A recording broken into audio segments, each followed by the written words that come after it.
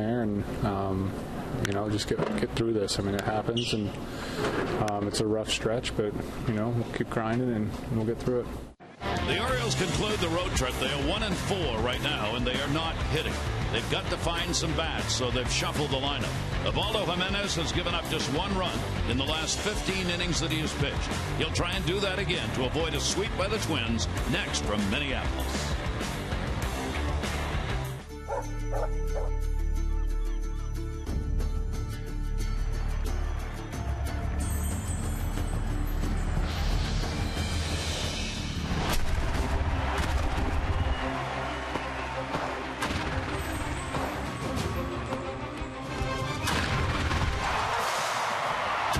It's the Orioles on Masson, and it's a day game as the Orioles will conclude their road trip here in Minneapolis against the Twins. Twins looking for a sweep.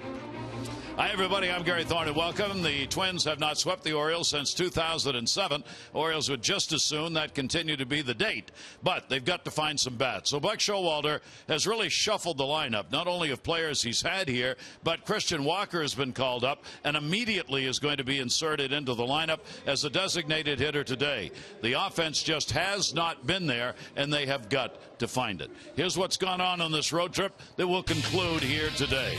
The record right now is 1-4. They've hit only .212 in the 5 games, with runners in scoring position down to a measly 125. Their runs per game 3.2. That's not going to get it done when the team ERA is 3.4. The opponents have hit .255 against them, and that's the lowest in the American League over the last 5 for a batting average. Jim Palmer, where's the offense? Well, that's a good question.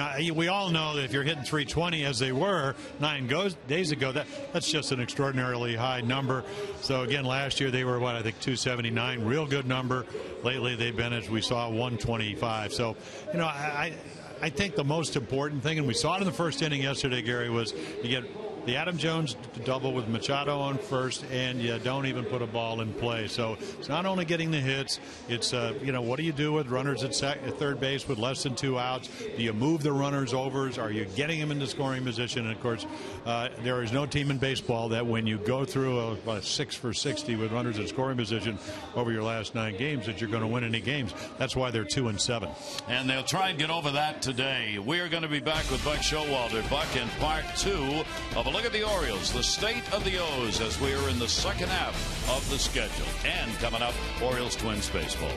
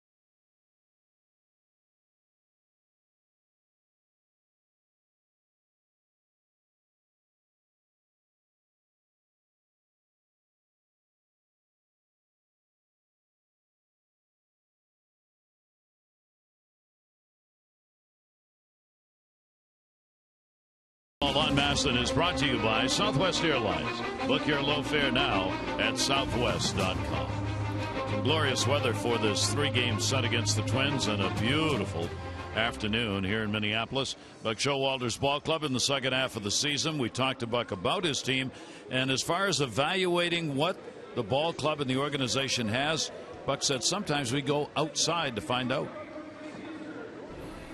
Every time I see a scout or somebody I know from another club that's at the ballpark early like today, I always go over to them and say, what do you see? What do you see? Because we get so close to it. Yeah. And every day we're with these guys, and sometimes you can't see the forest from the trees, and it's always insightful. You know, I make sure it's the guy that I kind of trust his opinion a little bit, but it's always insightful, the perception of us from afar as opposed to right on top of, and it's very educational.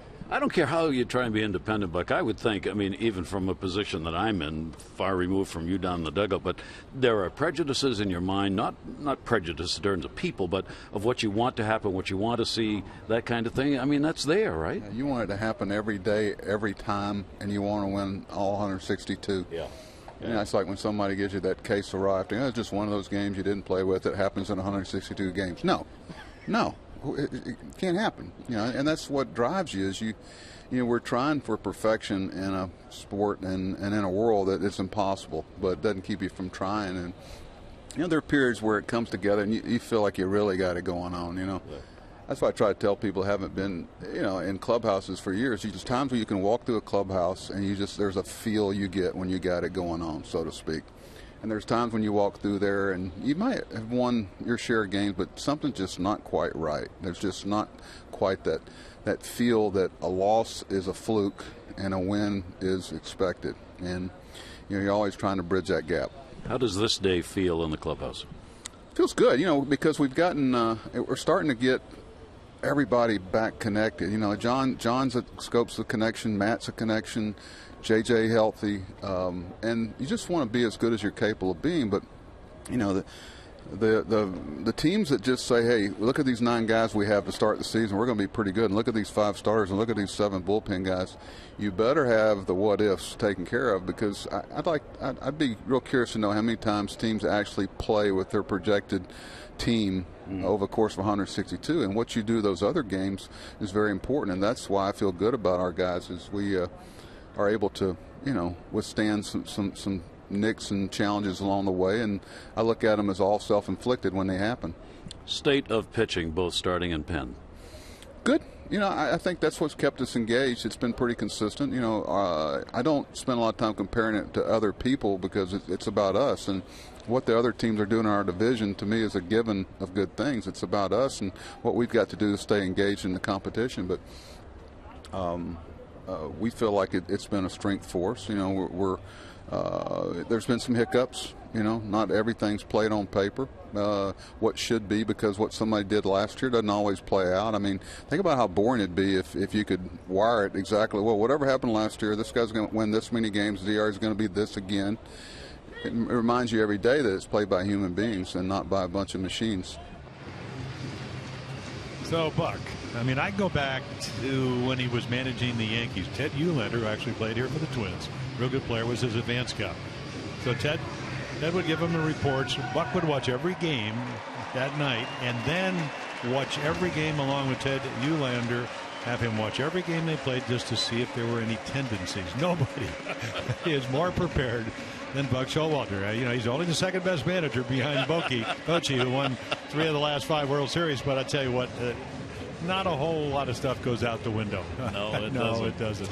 All right, let's take a look at our BGE Home game time temperature in this beautiful afternoon. We will start at 69 degrees. BGE Home is Baltimore's home team for heating, cooling, plumbing, and electrical. Why would you call anyone else? And here is the starting lineup for the Orioles, brought to you by Southwest. Book your low fare now at southwest.com. It has indeed been a shuffled lineup for this game. Machado, Davis moves to 2.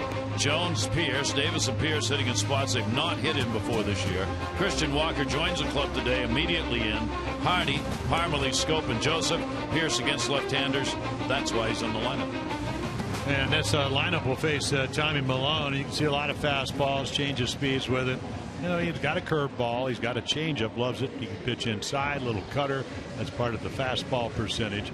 And again, if you're the Twins, you won the last 2 here. You play great at home. You're 27 what, 27 wins, 15 losses, and you have a guy that has given you, what, 5 of his last 6 starts have been quality. So again, he throws a lot of strikes. Not a lot of history against the Orioles. 1-1 record with an ERA of under 2 runs a game. He's just I would call him, and it's not it's kind of a compliment in a way. You know, he comes out of USC, never been a hard thrower. He's that finesse lefty that knows how to pitch. That's what you want out there. He is a fly ball pitcher. 58% of the outs recorded in the air. Very tough on left-handers. So the Orioles stack the lineup with the righties as much as possible. And we'll see if the Orioles can end this road trip with their second win in 6 games to take them back home for a day off tomorrow, and the Nationals coming in over the weekend. Manny Machado will lead it off. Manny's gone 3 for 7, a home run and RBI in the first 2 games of the series. And Malone's delivery to him will be taken away for a ball, and our day game is underway. Yeah, you have two pitchers. You know, Ubaldo Jimenez, he wants the low strike. Malone wants to be able to pitch out of the strike zone. So again, Jeff Nelson doing the home plate umpiring. We'll see what his strike zone is. Hitters have to find out what it is. You kind of have an inclination. You hope it. If you like to keep the ball down, if you're a pitcher, you'll get that pitch. See the numbers Manny has had against Malone. They are good with the 5 for 8 and a home run. Manny continues to be among the leaders heading to the All-Star game at the midseason break, of course. He'll pop that one up in the air. It's a high sky, a lot of glare. So it's made easy by Dozier. So there you go. I mean, they sent him out after his first 4 starts, and he didn't say a word. He just went down to AAA Rochester. Look at those numbers: 47 strikeouts in about 30. I mean, he pitched 33 in a third scoreless innings, and then he comes back to the big leagues. All he said to Paul Molitor is, "I guess I'm not one of the best 6 starters." So he went down there, and Ricky Nolasco took his place, hurt his foot. Now he's back and pitching well. And interesting what they did today. Eric Fry is the catcher.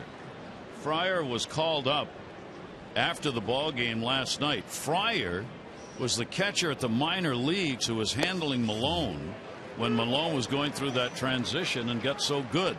So they bring that catcher up to work here in this ball game that Malone is going to pitch.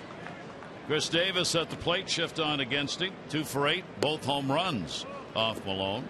Little buzz up and in. And I know it's only AAA, but you have a guy that's had success at the big league level. You send him down there, but 33 in the third scoreless innings. I mean, I don't care what league you're pitching in. That's good. Yeah, it really is. And the way he did it, I mean, 6 in the third, 8 strikeouts, 8 innings, 12 strikeouts, complete game, first one he ever pitched. 9 innings, 13 strikeouts, and they probably sent a private jet for him. Get back here. Come on. And the 2-2 delivery on the way to Davis will be down low. According to the Twins, what happened between the first of the season and the latter part for Malone, it was where he located his fastball in the first 6 games. 42% of his fastballs were away to hitters, and they were getting the bat on him. Since coming back, 55% have been away and better located. So he's locating that away fastball to both righties and lefties much better than he did at the start of the season. And that has resulted in the streak of no home runs. He hasn't given up a home run in the last 4 games. He gave up 8 in the first 6 that he pitched. Chris Davis waiting on the left-hander. Davis will put that one down into the corner. That's going to be a fair ball. Rocks around back to Hunter. Throw coming into second base off the mark. Davis delivers a 2-bagger with 1 down. Chris has really been hitting the lefties. Yep. You know, it's about, do you get a good pitch to hit? And he does. You talked about fastball command. That's one inside middle. It's not 95. It's 88. And he's able to hit it in the corner. And then the difference is, Torrey Hunter's playing out there. We saw Rosario, who's playing left field. We saw his arm from right. I'm not sure that Chris Davis could have beat his throw, because Torrey Hunter got to it quickly, just doesn't have the arm strength of the left fielder for the Twins. Well, here we go again, as Buck Showalter said. Another first inning where the Orioles have got an opportunity to put a run or more on the board, which they were not able to do, getting 2 on 1 down in the ball game last night. Now they get a double with 1 away. Here's Adam Jones, who will take the pitch inside for a ball. Yeah, I think you would just like to see the approach be more, let's use the whole field. And let's face it, Camden Yards, can be a little bull conscious. I mean, balls just fly out of that ballpark, even though the ball did carry well here on Monday. But see, that's a ball, and you're anxious. You want to get it done. Are you looking for a strike? Are you looking? That was a changeup. Are you looking for something off speed? Are you looking for something fastball? And that's the luxury you have as a hitter until you get the 2 strikes. And it just seems, and this is not just about the Orioles, it's about any team. Hey, when you're struggling, boy, you just want to get it done. You want to get it done in a hurry. That's just not the way good hitting. In this series, 0 for 8 in game 1, 1 for 8 in game 2 with runners in scoring position. That's in the dirt. Good stop made. Fryer. For Adam, getting the power back, or more importantly, getting the hits back. Yeah, it really started on Sunday when he had a double early in that ball game, and then the big home run the other night that would tie up the game, and then even last night in the first inning, double over the bag, and then almost a home run, hit the top of the wall, kicked off a little ledge, it came back into the field. He's got a 3-game hit streak with those numbers you saw. 2-1 delivery on the way. Adam will pop that one up to first base. Plouffe will go over in fair territory. Ball came back on him a bit. Put it away. Take a look at the Twins defense. Boy, they've been a good defensive club here, especially in the outfield. So Rosario, first night left field where he is today. Yesterday right field. Hicks made a couple of great catches. Hunter robbed Hardy the other night. Sano, Santana, Dozier, Plouffe, and then Eric Fryer, as you mentioned, up from the minor leagues to catch Malone. And right there, one of the better hitters in the American League, Adam Jones, he gets jammed on an 87-mile-per-hour fastball because of the location. So now with 2 down, Steve Pearce will try it. He's 286 with runners in scoring position. He's batting in the cleanup spot for the first time this year. He's only had 1 at bat in the first 2 games of the series, and he has gone 0 for 1. Pearce, of course, against the left-hander. That's the numbers Buck Showalter's looking at. 278 off the lefty, 70 points higher than against right-handers. For Malone this year, with runners in scoring position, hitters against him are hitting 240 compared to his 248 overall average. That's a little below the American League average for pitchers. Back into the seats, and Pearce at 0-2. Yeah, so now Dozier moves over about 10, 12, 14 feet at second base. I mean, moves from right really on the third base side of shortstop. So again, now he's back because now they figure that maybe Pearce will kind of be a pull hitter. The first 2 strikes cut down his swing. Davis, the runner at second base, at 2 away. Pearce will take it up high. For the first time in the 3 games, the wind is favoring the right-handers. First 2 games, the wind was blowing out from left to right. In this ball game, it's going the other way around, and pretty hefty breeze. See the flags on top of the left field grandstand.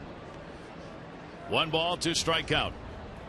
Davis, pretty good lead at second, and a ground ball foul outside at third. Yeah, I thought Malone would be more of a ground ball pitcher, but 77 on the ground, 64 at least coming into the game in the air. But again, the ability to pitch up in the zone underneath your hands. I remember Scotty McGregor, who won 20 games for the Orioles. He said, hey, run the ball, and it's about command. Run it up under the hands. Hard to do something with that. Malone from that first base side, and that'll miss down low and a bounce. Good play by Fryer to stop it. You can see why the right-handers get such a much better look at his delivery. He almost has to come across his body when he starts on the first base side of that rubber, swings the arm out, and a right-hander's got a pretty good deal of time to see that pitch. Yeah, a lot of lefties, they move over the third base side because they like that direct angle to the inside corner to the righties. But or some of them actually move on the rubber depending whether it's righty or lefty. Pierce will step out as Malone wanted the signs again. Malone with a 1-1 mark lifetime against the Orioles. Those numbers came in an Oakland uniform. This is the first time he's pitched against the Orioles as a Minnesota Twin. 2-2 delivery on the way, and Pierce will put it up in the air towards foul territory again. Plouffe is over. Wind blowing it back, and he's got it. And again, first inning, 0 for 2 with runners in scoring position. To the mound, Ubaldo Jimenez.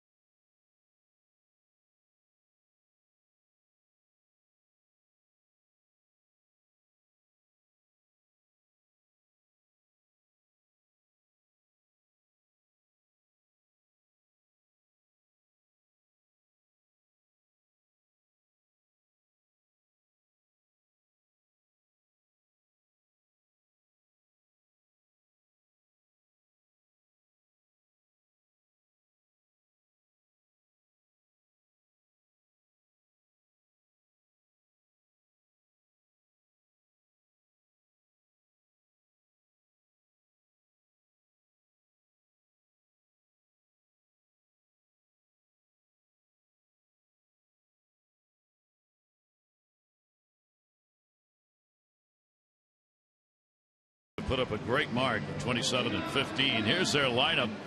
Paul Molitor's ball club will have Dozier, Mauer, and Plouffe getting that start.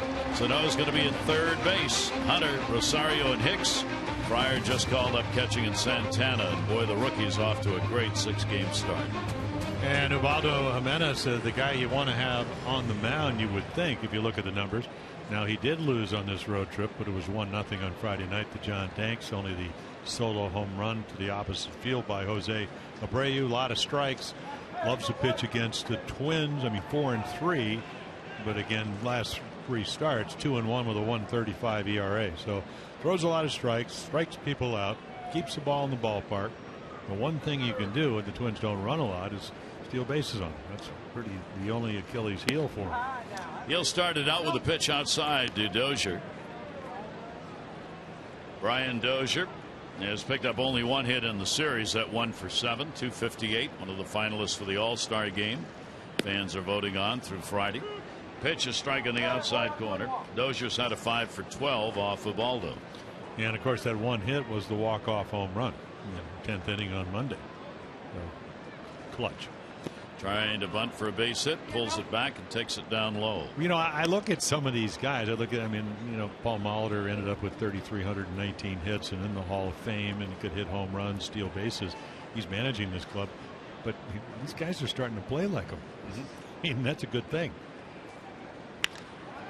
That's a foul ball. Yeah, it's a real grinded out club. I said last night, they're a fun club to watch, and I don't mean the Orioles aren't, but they do things. They make things happen. They run a little bit. They got a little power. They play pretty good D. I mean, they're an exciting team. Well, you saw that in spring training because they train right down the road in Fort Myers. The Orioles play them a lot, and you know they have a young ball club. I mean, you look at Joe Mauer. You mentioned it. What seems, what is he, 31, 32? It seems like he was 24, winning Gold Gloves as a catcher and batting titles. But he's still kind of like Adam Jones to the Orioles. He's one of their leaders. What does he do? He uses the whole field. He hits, well with runners in scoring position. Pitch on the way. That's going to go towards the gap. Jones over will not get a play on it. And Dozier's on with a base hit off Jimenez here in the first inning. They got the Oriole defense. Huge ballpark here at Target Field in Minneapolis. Pierce, Jones, and Davis. Machado, the Gold Glovers on the left side. Hardy, then Scope, Parmalee, former Twin, and then Caleb Joseph doing the catching. So the leadoff man is on.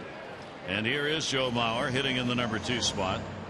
Mauer has struggled against Jimenez over the years, having just 1 hit in 11 at-bats. And let's see if Paul Molitor right away wants to try the running game. Dozier 7 out of 10.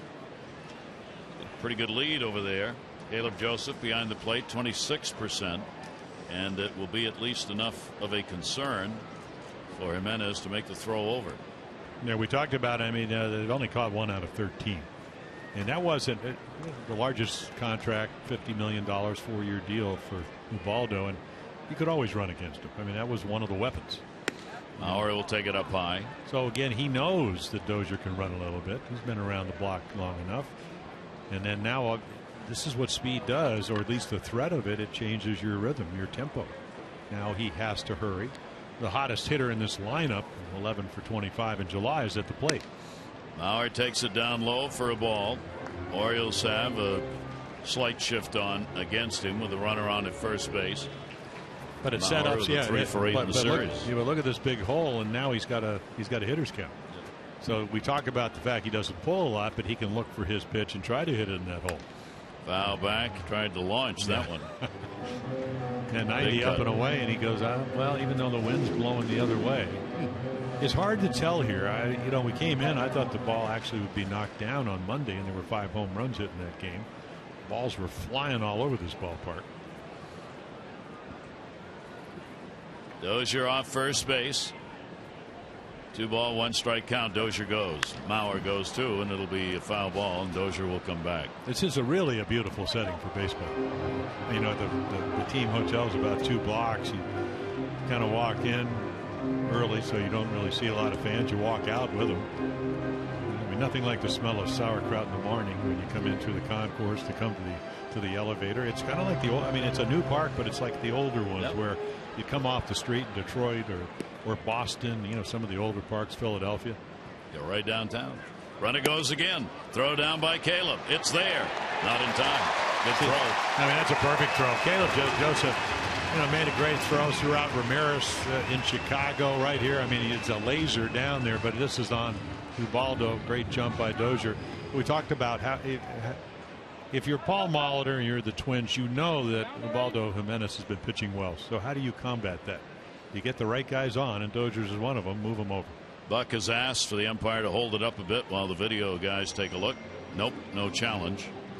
So a runner in scoring position. This is where the Twins came through in their win last night. They were 5 for 10 with runners in scoring position, winning at 8-3. Here in the series, they've gone 5 for 14. Mauer 3-2 and a ground ball the other way, not where he wanted it. Hardy slow roller. Ooh, yep. Close play at first base, but they will get the out, and the runner does not get moved up. Take a look at our Maryland Live Casino inside the numbers on Ubaldo. Yeah, so there again, I mean, look at the big disparity between last year, first year. Everything is down. I mean, ERA incredibly the last couple of seasons of day games, but that's a general. Really scouting report on the whole season. No matter day or night, he gives them a chance to win pretty much every time out. Last year, at least until September, that was not the case. That will bring Trevor Plouffe to the plate. Plouffe 0 for 11. Runner goes, stealing third. Joseph saw it, can't get the ball out of the glove. 2 stolen bases. Jimenez never turned around to look at it. Well, like we said, vote for Dozier for the All-Star game because, or as they say, no bull, vote Dozier because he's one of the 5 guys. He can do so much. Little scrappy guy that can hit home runs and doubles. We saw that at the walk-off on Monday night. Now a chance to get a run in a number of ways, and the Orioles have moved the infield in halfway in the first inning. Again, a telling sign on the Orioles offense. Spike Showalter wants to cut a run down. Well, you have a ground ball pitcher, and I think the other factor is Plouffe gets on, he's not going to run. If this guy had speed, you'd play back.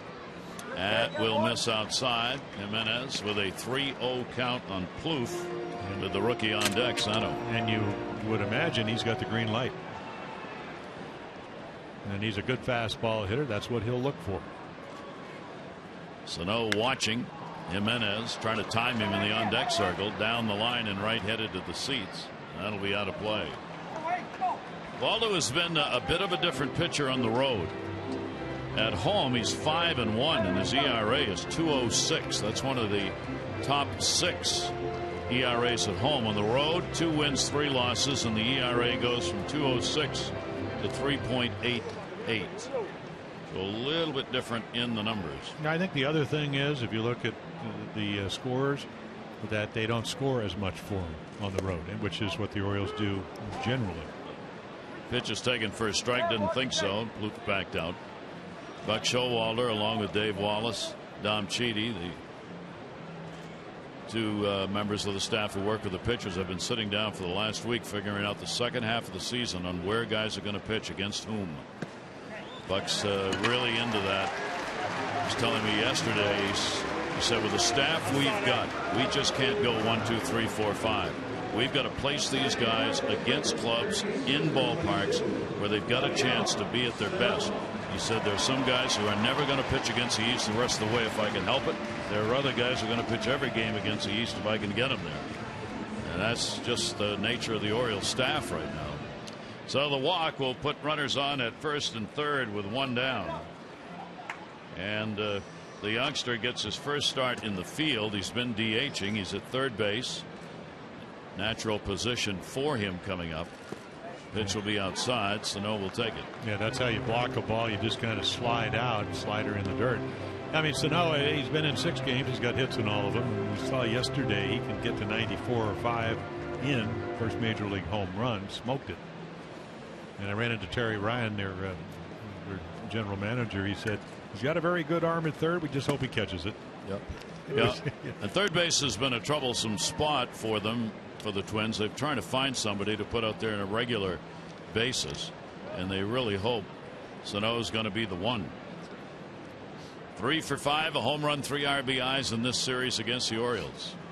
1-1. Pitch is going to miss outside, and Jimenez working behind hitters here, 2-1. Well, the first inning for me, and I think for a lot of pitchers, can be your most difficult pitch.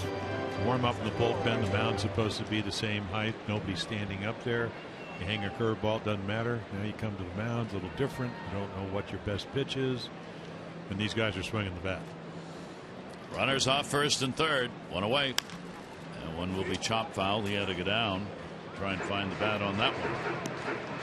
Started at AA Chattanooga, where he hit .274. He had 15 home runs in 66 games for the Lookouts. Originally signed as a 16-year-old out of the Dominican Republic back in 2009. So his age had to belies the pro experience that he's had. He's only 22. And that'll go into the seats. 2-2.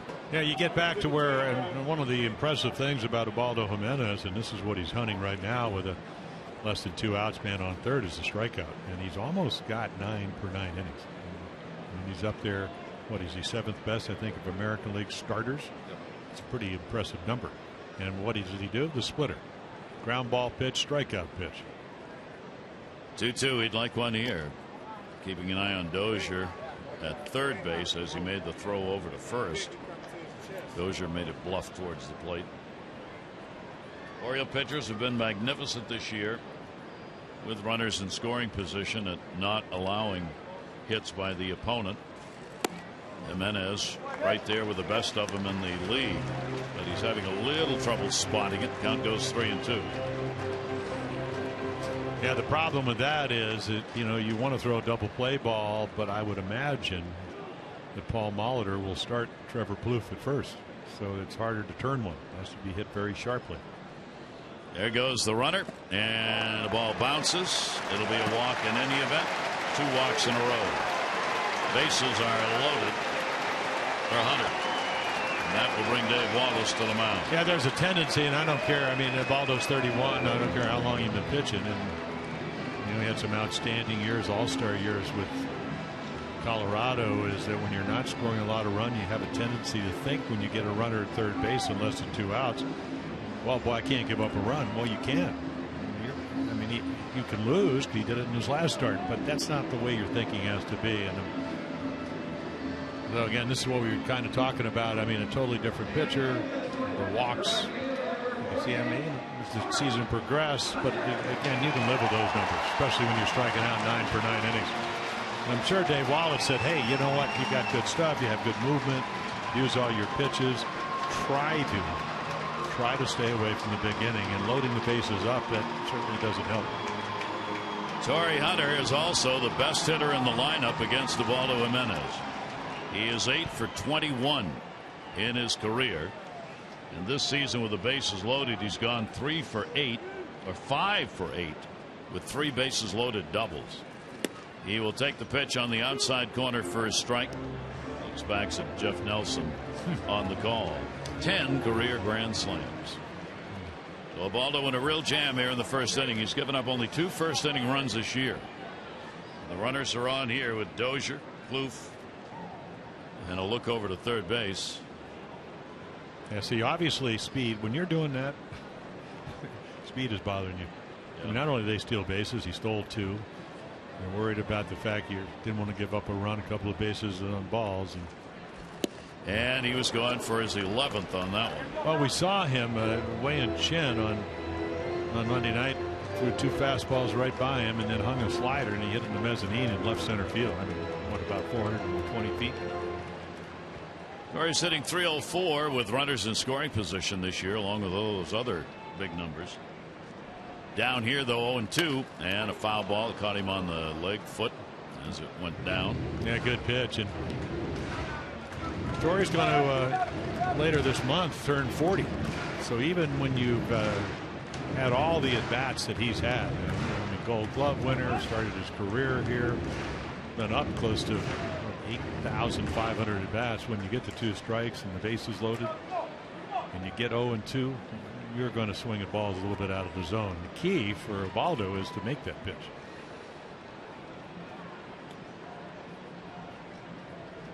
Ready again on the 0-2 delivery, and Hunter swings and fouls it off again, just barely. Another good sinking 2-seamer down and away. Why the Twins have picked the pace up at home compared to last year largely is in their offense. They're averaging 2 runs per game more at home this year than they did last year. They were 3.3 at home last year. They're 5.3 at home this year. 0-2 delivery on the way, and he got him. Hunter goes down swinging and limping on that foot a little bit. He fouled the ball off. Big strikeout for Jimenez. Yeah, if you're going to strike somebody out the first of the game, this is a pretty important time. And again, the sequence of pitches were terrific. He got ahead. There's the good splitter. Thought he'd throw it to Sano. Never did. Sano had some good takes. But now he got a chance to get out of the inning. Big early pitches to Hunter, and now Rosario. Rosario's had a 1 for 8. But how about a 30 pitch inning so far? 31 what he right wanted. there. No. Ochoa not concerned about the bullpen for today's game. He said we're all set. We got Bud Norris out there as the long man for the game. Yeah, off day tomorrow. Bullpen really relevant. I mean, other than Brad Brock, who had to come in when Kevin Gausman struggled last night, early exit. Pretty well rested. What a big at bat this is. Pitch on the way. Rosario will go through it, and that one at 91, and the count goes to 0-2. Even Rosario done a nice job too. Almost 280, 279 with runners in scoring position. Veteran against a younger player, and he gets ahead again. Rosario's loved hitting here in this ballpark so far this year. He's 326 at home and 209 on the road. Yeah, all of his home runs in this park. And he got him, and a great finish to the inning. Jimenez comes up big. No runs on 1 hit, no errors. He got Hunter in a strikeout and then strikes out Rosario.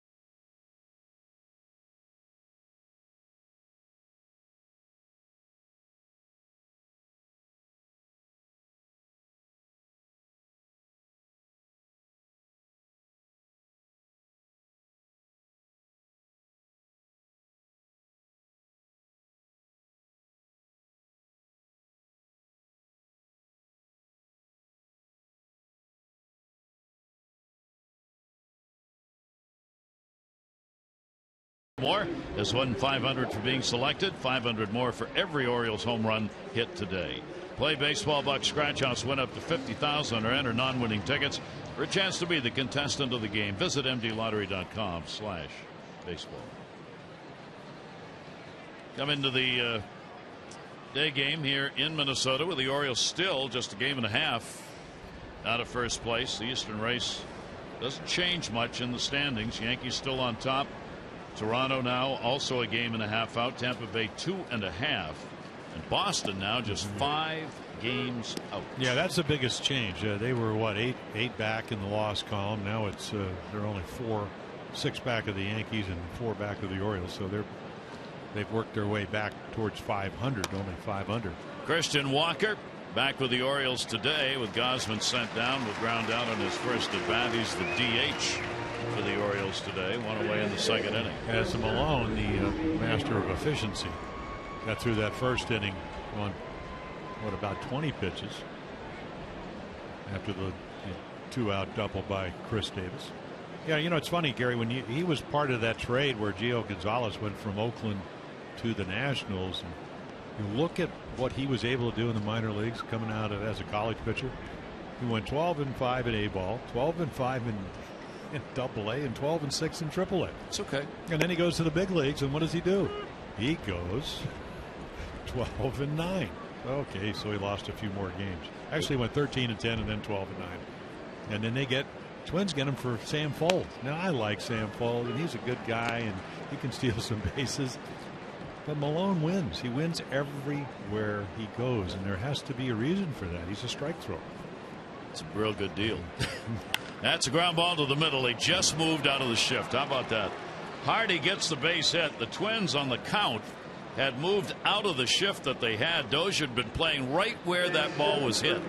And on the windup, he went over to the other side of second base, and Hardy put it right where he had been standing. And the Orioles get a runner on their second hit. One away here in the inning. We're talking about the Red Sox. I was looking today. They've won 3 in a row. They're the only team in the majors that have not had a 4-game win streak this year. They will go for that 4-game win streak today. 1 on, 1 down. Here's Parmalee. Parmalee with a 1 for 7 in the series. Now a regular job at first base. Foul back. Parmalee making his 11th start at first. Chris Davis making his 12th in right field. Jonathan Scope making his 11th at second. Well, the reality for Chris Parmalee, he's going to have to be more consistent than he was when he was here as a Twin. He can do a lot of things to help you win. He's a great defender, but he's going to have to hit on a regular basis. Or he may be a platoon guy, or he may not play as much. I mean, those are the second half decisions you have to make, because you start running out of time. I mean, you got about 79 games left, and when you got 160, you say, okay, we'll give a guy a chance and whatever. But Parmalee in the off speed, way out in front of it that time, 1 and 2. And he actually, when Chris played here, it was probably the opportune time. They went through 4 years where they lost 90 or more games. So you're looking for a young player, former number 1 draft choice, so he has a lot of natural ability. Can you take that ability and hone it into the skills to hit on a regular basis when they keep adjusting here at the big leagues? He has faced Malone only once. 0 for 1 against him. Hardy on at first base, 1 out. Throw over to first. Talking about how tough it is to move in the division, and why right now it's now, not later. On May 1, the Yankees led Tampa Bay by a game and the O's by 3. On June 1, the Yankees led Tampa Bay by a game and the O's by 3.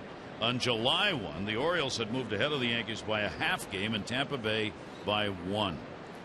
That's how close it has been and how tough it is to move. And he got him on a pitch on the inside corner. Yeah, Tommy Malone, the master of getting ahead in the strike, and then talk about Eric Fryer, just presents the ball right there. It was somewhere in the vicinity. This will tell you, and it's a ball, but it was close enough. You know, again, you have to understand only the edge of the ball has to be on the plate. And if the catcher's sitting there and the glove is there, and it's a day game after a night game, and they probably have flights, you get that pitch. It's as simple as that. Did I make that The succinct deciding factors. Yes, you did. I appreciate that. There's a breaking ball in for a strike. And Jeff Nelson, who's a crew chief behind the plate, is a history with the strike zone is one that favors pitchers. So you're going to get a little edge if you're on the mound, literally, from Jeff Nelson. Jonathan Scope, 1 for 5, playing in 2 of the 3 games here in Minnesota. And again, a breaking ball that'll miss inside this time. Yeah, I remember when Tommy McCraw was the hitting instructor for the Orioles. You know, I had pitched against Tommy. He was a good player, played with the White Sox. I think he was with the Mets for a while. He goes, when he was the hitting instructor, he said, it doesn't matter what your strike zone is, it's what their strike zone is, talking about the umpire.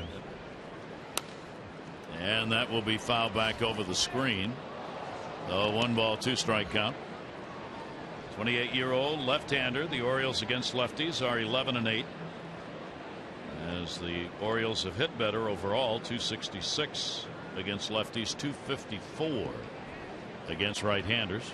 Orioles have the 6th best win percentage against lefties in the American League.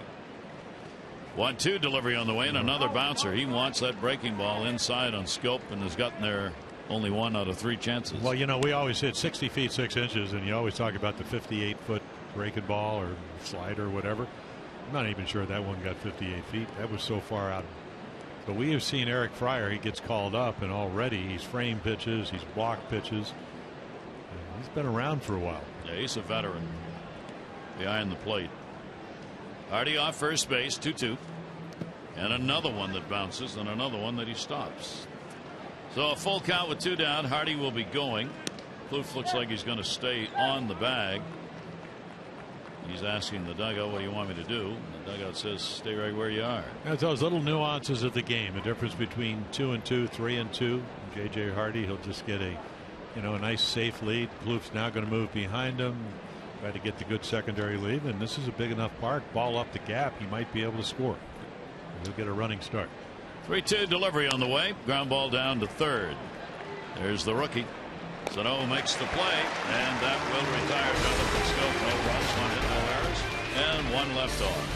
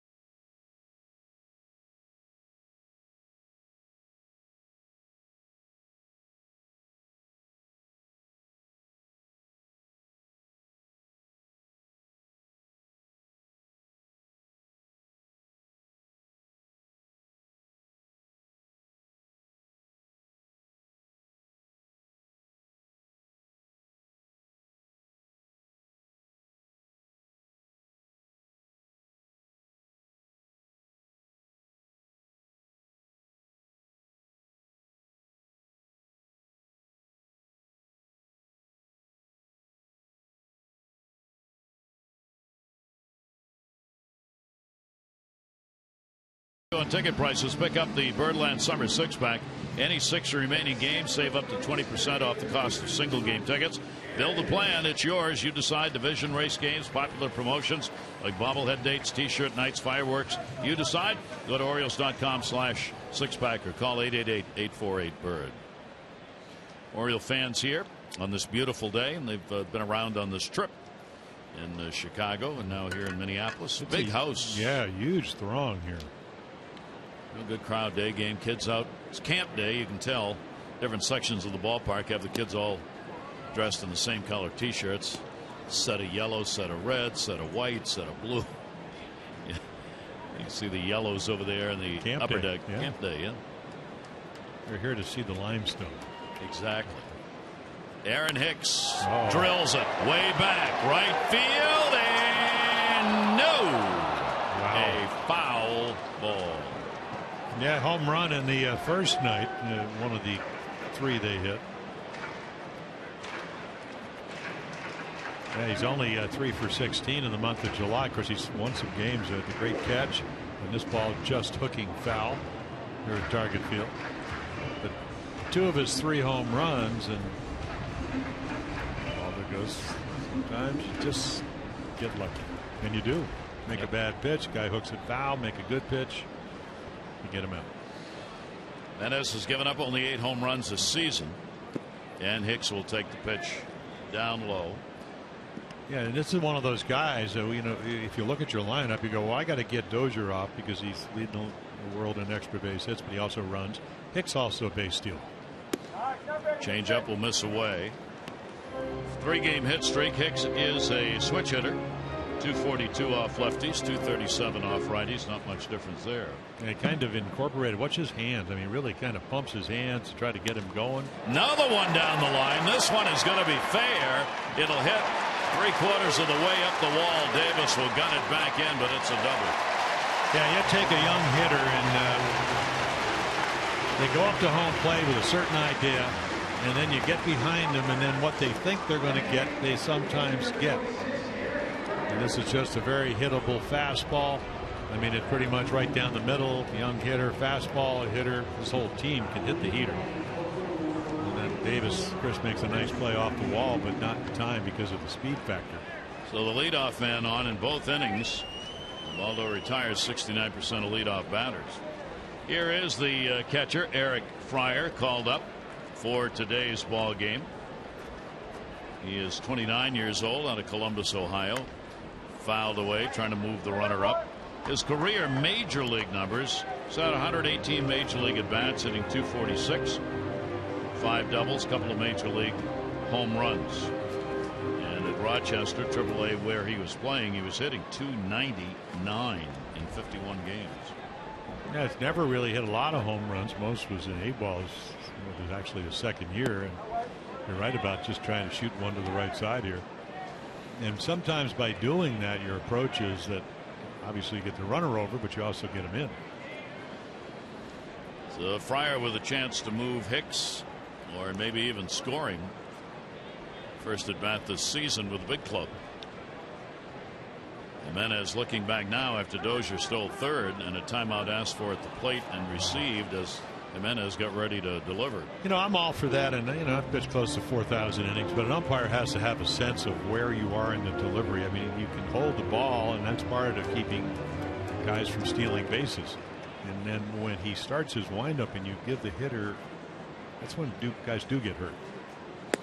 And the outside corner strike, a good one at the knees. And a 1-ball 2-strike count on Fryer. No score in the ball game. Each team has started out with a couple of hits. They optioned catcher Chris Herman to Rochester to make room for Fryer. And that's close to the same spot, but apparently not. 2-2. Just maybe an inch or so off the corner, and Fryer obviously, as you mentioned, 299, pretty good idea of, or at least what he thinks of what the strike zone is going to be, and takes it. Outfield fairly shallow. Adam Jones, particularly in center, has moved in. 2-2 count. Runner off second base, Hicks. Fryer will take it inside. 3-2 again. So Jimenez piling up the 3-2 counts, and as a result, the 43 pitch count. And what happens, and we've seen it, I mean, watch this team take batting practice. Tom Bernansky, their hitting instructor, he was a home run guy, but he gets them to use, as Paul Mahler did, the middle of the field. And that's going to go up in the air to Scope, so they will not get the runner moved up as Fryer lines out the second. Yeah, you like the approach, but again, it looks like this is what they concentrate on here. And when you're willing to hit the ball back up the middle, when you hang a breaking ball, you can pull it. And if they make the good pitches, you can sometimes use them. And this is against an immense outfield. A lot of room to dump balls into. Take a look at our American Standard. Who's hot and who's not. Well, Caleb Joseph, yeah, boy, the big hit on Sunday, 2-run single, and then Danny Santana, who is stepping to the plate right now. You can see against the Orioles, 1 for 5-ish, 200. Runner on second base, one down. Switch hitter goes after it. Ground ball again to second base. Scope is up with it. And the not hot Santana is retired. Celebrate the season with the American Standard All-Star event. Visit MidAtlanticComfort.com for amazing rebate and financing opportunities. 2 down. Hicks is over at third. And Dozier will get the RBI chance. Leadoff batter, base hit, 2 stolen bases. Ended up stranded. 0 for 4 already in the game for Minnesota with runners in scoring position. And Dozier gets a shot at it. Get somebody home. Yeah, there's been what, 9 hitters up, single, 2 stolen bases, base on balls, 2 of them double. And it comes down to him whether he can get a hit, and right there that'll get Manny Machado in. Call it a strike. It's just the awareness that this team has. You talked about the fact that, you know, collectively they're about a run higher here than they are on the road. As you mentioned, almost 2 more than last year. A little under 5 runs a game at home.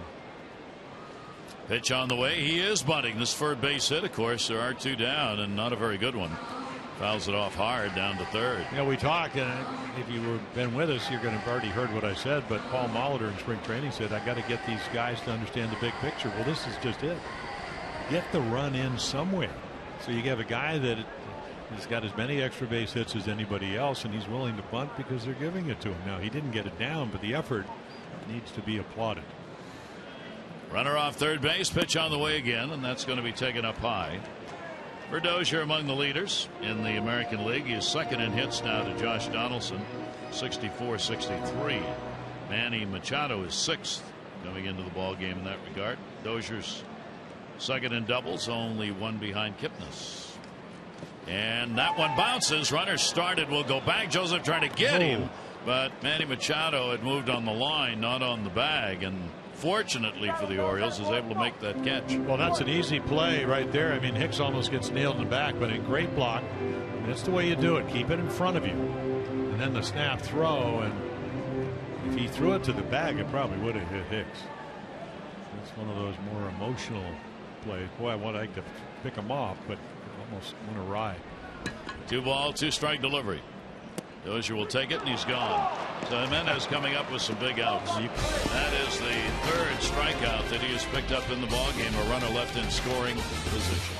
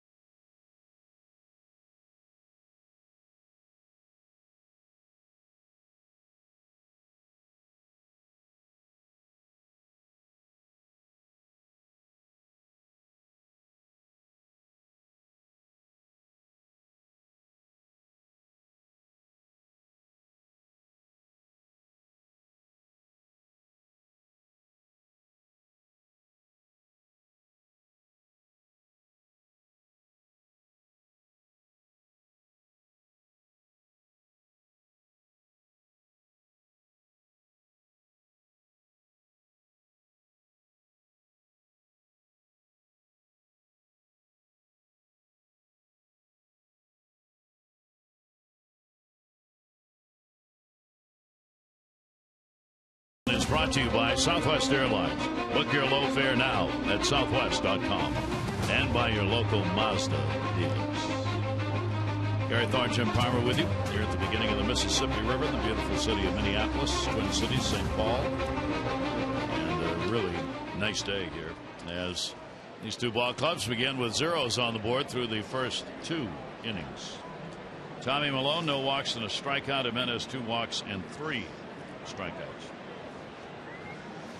Malone works to Caleb Joseph. Then the top of the order, Machado and Davis. Caleb will take the pitch outside for a ball. Caleb getting his first chance here in this series as Matt Wieters worked his first back-to-back games of the year. 1-0 delivery and a pop-up. Second base, Dozier. And he's got a couple of pitches and an out. It's now time to tweet your strongest fan photo. Use O's Couch Cam and you just might see yourself in an upcoming broadcast brought to you by T-Mobile. One away. Manny Machado's popped out in his at bat. Orioles have lost 7 of their last 9. Trying to get it back home with a W. They are 26-16 at home, 17-25 on the road. Manny fouls it off. Yeah, I think if you're looking at the Oriole lineup, this is the guy that you really worry about yourself, and then you go, Chris Davis, one swing. And then, of course, you have Jonesy and everybody else. You go, okay, I just get these guys out. Now he's going to try it. Malone up. Ooh, nice play. Almost bobbled picking it up, but got control of it. Yeah, he didn't really even hurry. But Manny runs a lot better. Because if you look at the number of the stolen bases, he runs well. But trying to bunt his way on and didn't quite get it down the line. So Malone gets to it pretty quickly, just sets himself, and then beats him by about a half a stride. So there are 2 away here in the 3rd inning. That'll bring up Chris Davis. Chris had a double his first time up, so he's now 3 for 9 with 2 home runs off Malone.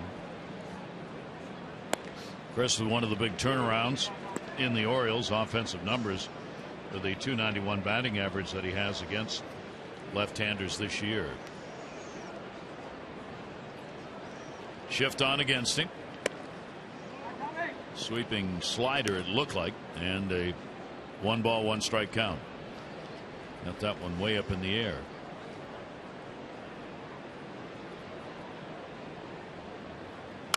That's going to go to center field. That should fall in for a base hit, and does.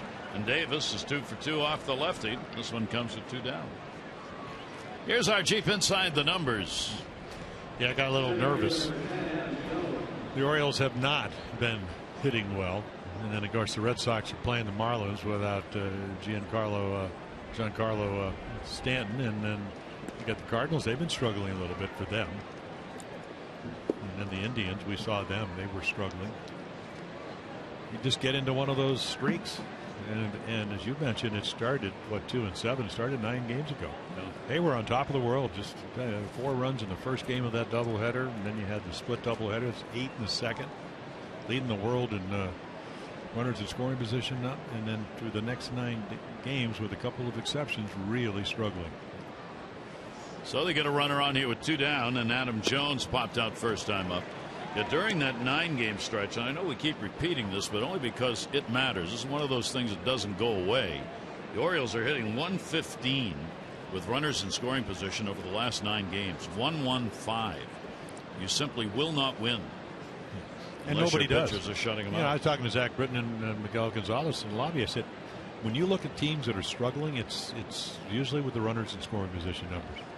320 was aberrationally high, and 125, maybe even a little bit lower because they haven't done it today, is aberrationally low. So you want to be somewhere in between.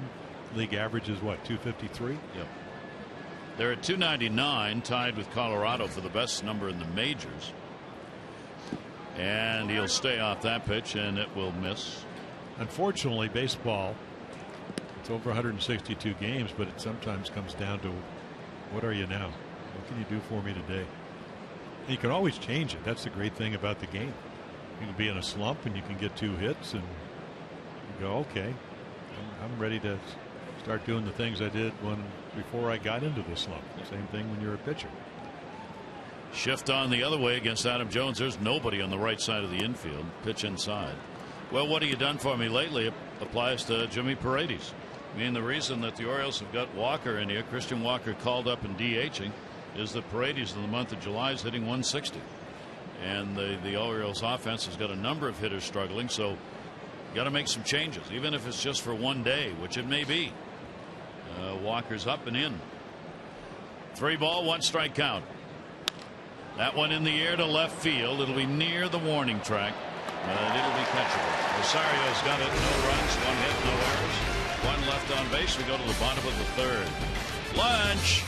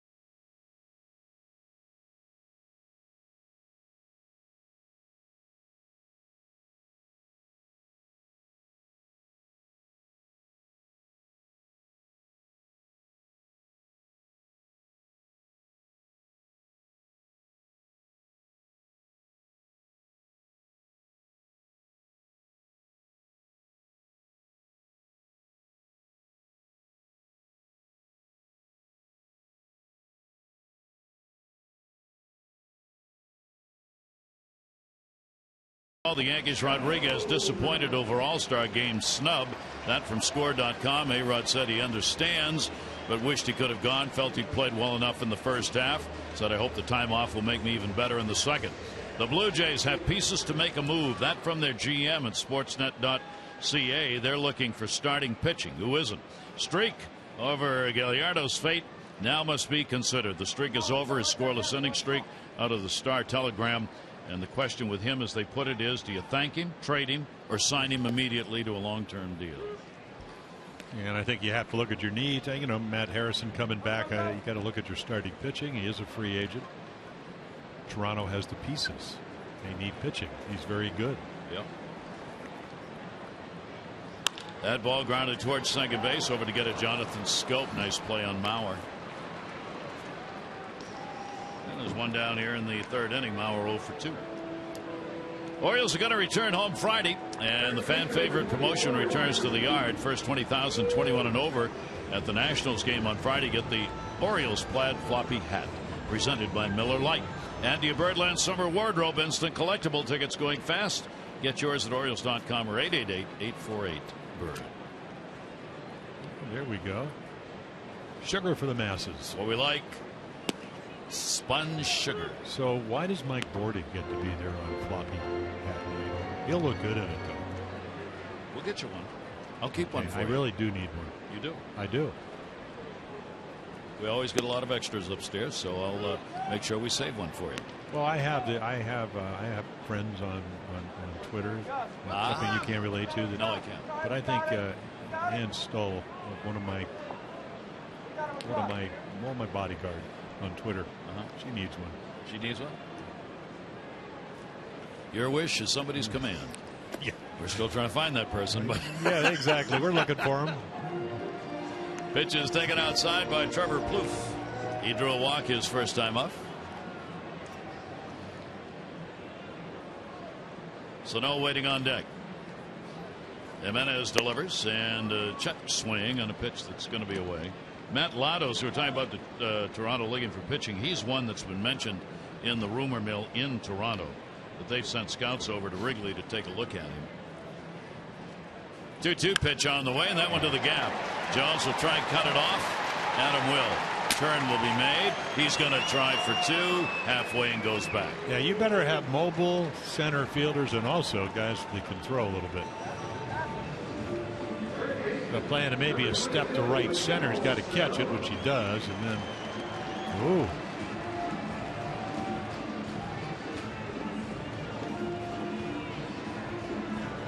about his balance though. Let's hope he's all right. Yeah. And he did that twice, a double take there. That left knee area. Not sure. Sano will take the pitch. It is in there. So the base hit by Plouffe is number 3 for the Twins with 1 down. Rookie drew a walk his first time up. Sano with big time power. Delivery by Jimenez and a swing and a miss and a beautiful pitch away at 84. Yeah, I mean, he took the first pitch. And as you mentioned, turned 22 on May 11th. What I like about him, I mean, the obvious, which is the power and you get the ball to all fields, is he looks like he has a pretty good eye. I mean, now he'll probably chase like every other hitter 0-2. Ground ball to the hole. They weren't playing him there. It goes underneath the glove. Davis was in tight. Got a chance at third. Chris Davis over to Machado. Now they'll go to second, and they don't get anybody. Heads up, base running. Plouffe able to make it over to third. Sano to second. You know, it's almost like he goes, you know what, I'm not going to go to third, but then the scouting report says Chris Davis is the first baseman, and it's not that he can't throw, he just doesn't play. He does everything. We talked about his ability to hit the ball. He hits it sharply. But right in here, I mean, Chris Davis just takes a little bit longer. I mean, he got a strong arm, and then again hit. I mean, this is about a 260-pound rookie that not only hits the ball the other way, but then has a presence of mind when the ball does not go to the cutoff man to get to second base. So here comes Hunter again. Boy, that's some base running that gives you a real chance. Only 1 away. Hunter had the bases loaded his first time up, and he struck out. Now he's got second and third, and only 1 away. One of these situations where you must score. Yeah, and there's a tendency, if you know the numbers, you may not know exactly if you're Ubaldo Jimenez. Now, he did strike him out the other time, but if you try to strike him out again, and you end up walking him, and that's when you get into big innings. But it's such a kind of a balancing act. You know, you're not getting a lot of runs. You pitched 7 marvelous innings your last start. You got beat 1-0. The tendency not to want to give up any runs. 1-0 delivery to Hunter. He'll put it up in the air. He's not going to get anybody in on that either. And it will be handled by Jonathan Scope, and Hunter 0 for 2 with chances to get somebody home. Good job by Jimenez. 2 down. And Eddie Rosario will come up with 2 away. And you can see all kinds of players, even the veterans. As we mentioned, Torrey Hunter closing in on 40. They pop up like that, and they always look at the diamond vision to see exactly where the ball was. Well, it was down and away, and made a good pitch, and you made it tough to hit. Well, so far for the Twins in this game, this is an early 3 innings of opportunities not taken advantage of. Let's see what they can do here with 2 down. Runners off second and third, and the pitch will be taken on the inside corner for a strike. Rosario can't believe. Well, those are strikes, and you know, Brian Dozier, he didn't think the ball was high enough, dropped his bat at home plate. And Jeff Nelson didn't do anything. Most umpires don't like hitters turning around and questioning. And a cut on a pitch that bounced. 0-2. You know, one of my favorite stories on a Sunday afternoon, and George Scott was playing for the Red Sox, and George was an MVP, great player later on in his career. And first pitch was 3 inches outside. He complained to Bill Kunkel. Bill told Etchebarren, move a little bit wider. Next pitch is 6 inches, move a little wider. And George got thrown out. Oh, yeah. Yeah, those were the days. And I wish I had been pitching that day. 0-2 delivery, just to protect swing that time, and he does, fouling it off. The good news was Dave McNally, who won 20 games for us 4 times, and he could do that. He just kept moving the ball off the plate, and Bill Kunkel kept putting the right hand up. And by the third one, George, I think, learned his lesson to never turn around and question, especially Bill Kunkel's strike zone. Umpires can't do that in this day and age. The supervision on hand all the time. I saw Randy Marsh. Randy's the supervisor here at the ball game. Very fine major league umpire himself, now working in the front office and overseeing the umpiring crews. And everything they do gets judged and cited, and remarked about.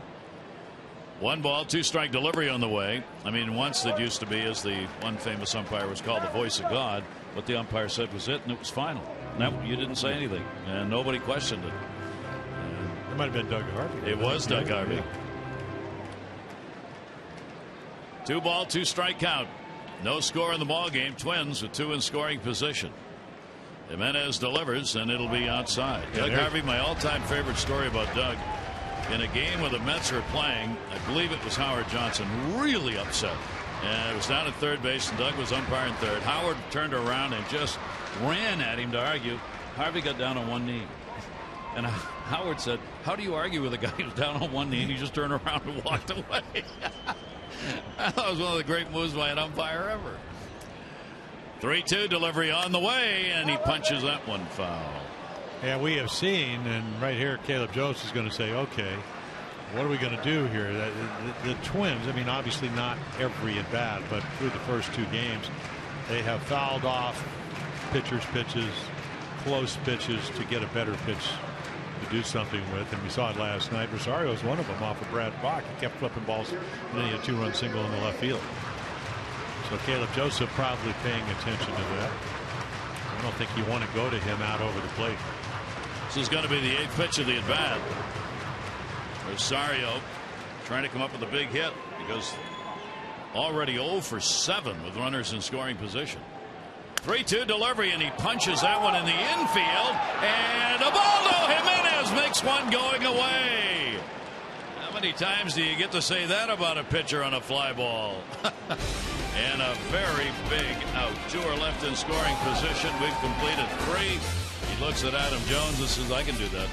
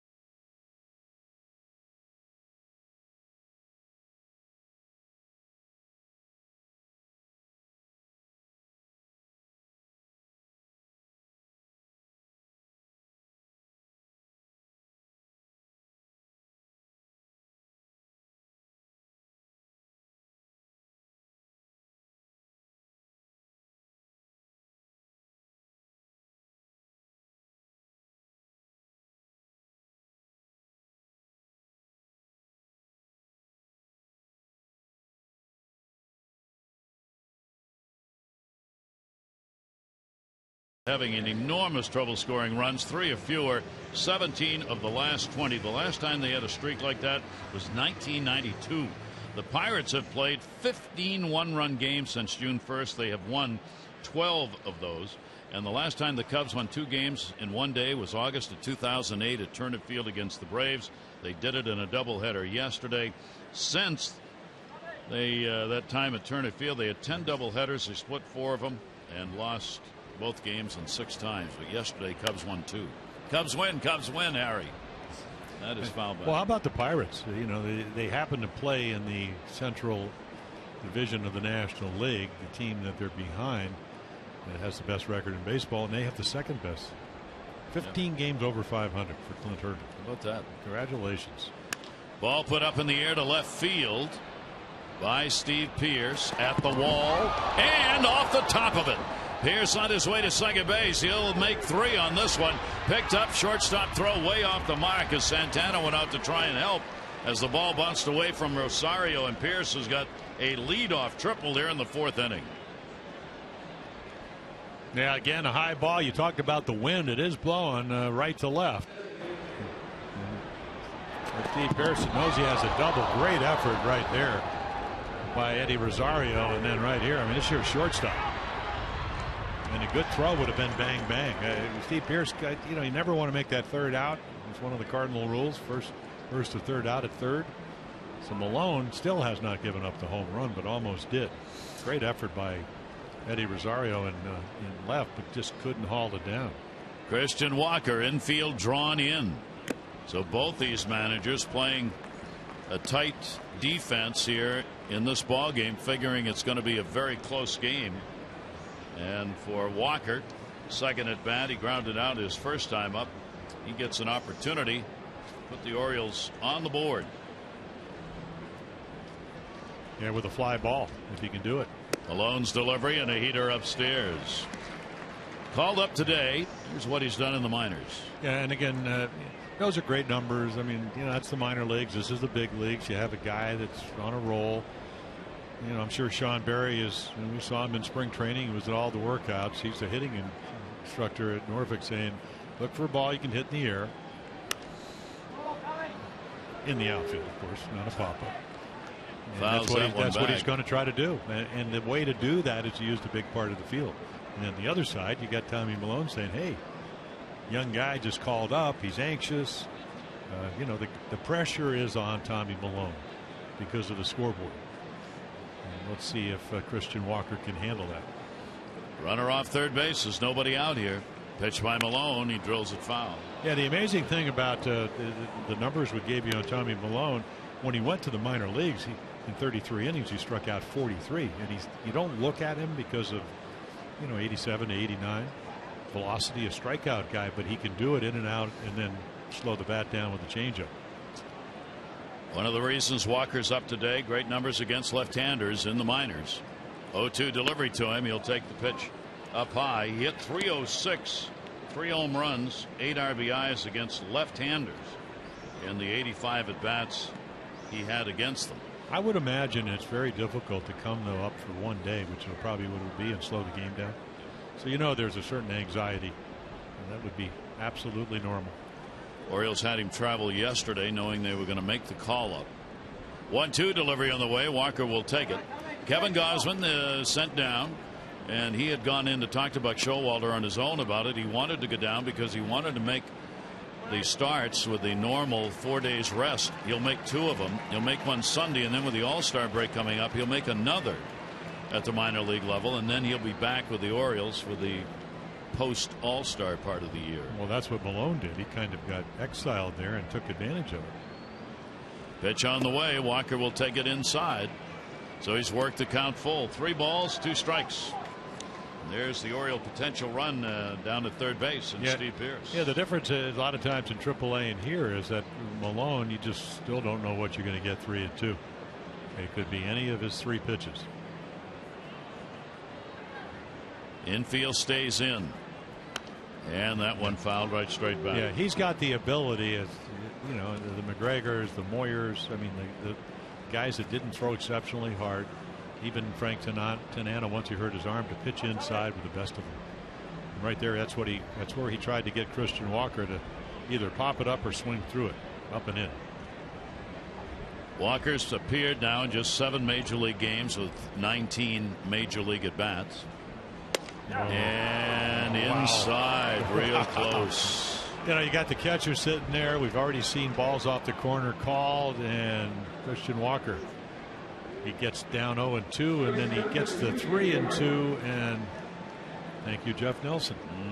Not that it was a strike, it's just that he didn't call it a strike. So the Orioles have 2 on. Of course, that sets up a potential double play, and the Twins will back up in the middle of the infield, even with the bag at third. Nope, now he's going to back up too. Yeah, they're it almost looks like they're kind of almost halfway. Yeah. J.J. Hardy up. Hardy will take the breaking ball inside. Hardy get a base hit. First time up. Scoreless game. The Orioles threatening here in the 4th inning. They're trying to avoid a sweep by the Twins. Last time the Twins swept the Orioles was in Baltimore in 2007. Each team 4 hits with nothing on the board yet in the run column. 1-0 delivery on the way, and that's going to be inside. and falls behind 2-0. Yeah, a typical Tommy Milone game is right around 3 walks per 9 innings. The last couple games 2-2, then 3, all the way. The only time he's walked more than 3 was all the way back right before he got sent out back in April. Well, the Orioles a big chance. 2-0 count. Hardy looking for one, but he painted the outside corner with it, and a 2-ball 1-strike count. JJ has been all season long since he got back someone who's delivered very big hits for the Orioles. It's his 56th game, 5 home runs, 22 RBIs. Malone with the 2-1 pitch on the way to Hardy, and he'll take it, and it's down low, so the count goes 3-1. Hardy's hit only $193 off left-handers, 50 points higher against righties. Leadoff triple by Pierce. He's at third. Walker, 3-2 count walk. He's at first. 3-1 delivery to Hardy takes, and that's 3-2. Yeah, pretty good pitch outside third, and JJ, who hit the home run on a 3-2 fastball inside middle last night off of Kyle Gibson, said, "I'm not swinging at it."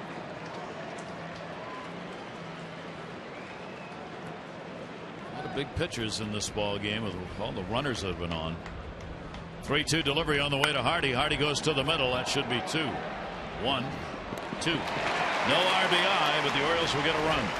Pierce crosses on the double play ground ball, and the Orioles take a 1-0 lead. Well, you get a run, no RBI, and again he swings at ball 4, but Malone makes a pretty good pitch. Looks like a changeup. It's a grounder, and that's what he hits. And then usually Danny Santana by himself.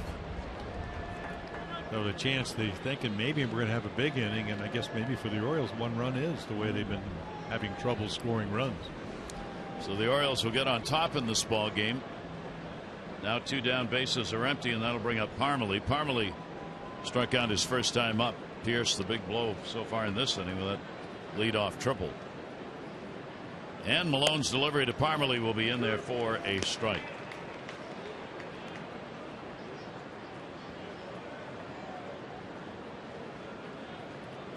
Both of these pitchers putting a goodly number of pitches on the board. Jandy on the fist.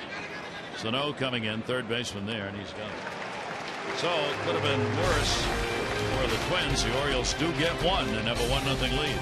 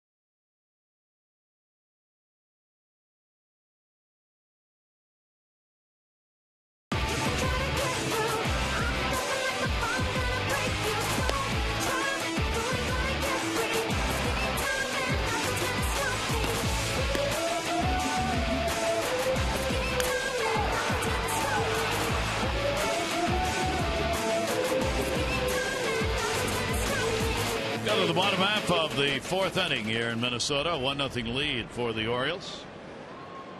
Big crowd on hand here, and Steve Pierce with that leadoff triple in the 4th inning, crossing the plate to give the Orioles the lead. Jimenez with the off-speed breaking ball starts Aaron Hicks out with a strike. Hicks has a double, and he was stranded in the 2nd inning. 6 have already been left on through 3 by the Twins, and let's see, 5 of those have been in scoring position. Yeah, Hicks just missed a double and then hit a double, both on fastballs. He fell behind them, talking about Ubaldo. And one does it again, this time maybe some soft stuff, breaking ball, fastball, and then splitter back into that young hitter. Boy, you kind of know when you're a veteran pitcher and you get a young guy up, usually up here because he can hit the fastball, and this is one of those fastball counts. And that one right off the end of the bat. That's a swinging bunt. Machado, the throw, not in time. Hicks can run. Well, he can. He's left-handed, so he's closer to first. Gets out of the box quicker, and then he pull cues it. And you're playing conventional defense against the lefty. You're back on the dirt. So he's a speedster.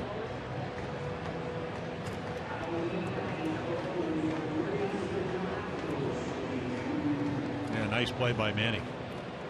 And by a nice play, again, you want to hurry, you have to hurry, but he makes the play without hurrying and makes an accurate throw because in a 1-0 game, and you got to think he's going to be a good chance of running here again. Hicks 7 out of 8 stealing bases. Already in the ball game, Dozier has stolen 2nd and 3rd. That was in the 1st inning. Fryer up. Eric Fryer lined out his first time up to 2nd base. Again, trying to get a runner moved around. Big hole between 1st and 2nd for him. And Fryer will take the pitch for a strike. Santana, then top of the order, Dozier due up in the Twins half of the 4th inning. 5 hits for the Twins, 4 for the Orioles. 6 left on by the Twins, 3 by the O's, and a 1-0 Oriole lead.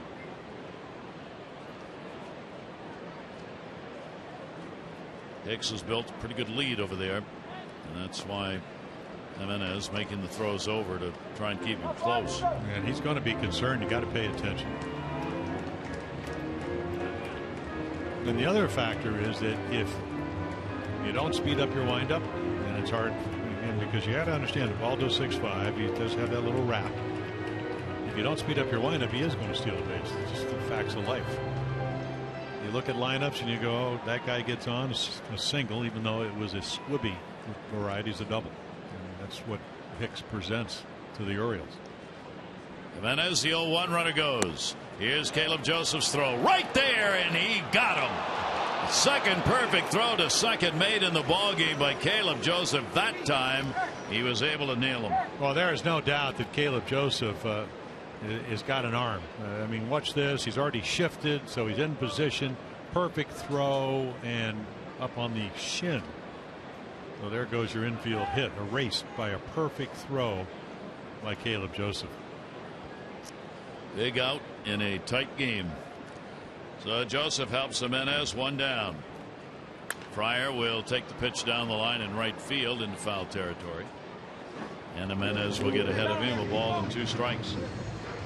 Well, Caleb almost threw out, 39% of guys that tried to steal last year, first year in the big leagues. Throwing maybe struggled a little bit early. Not anymore.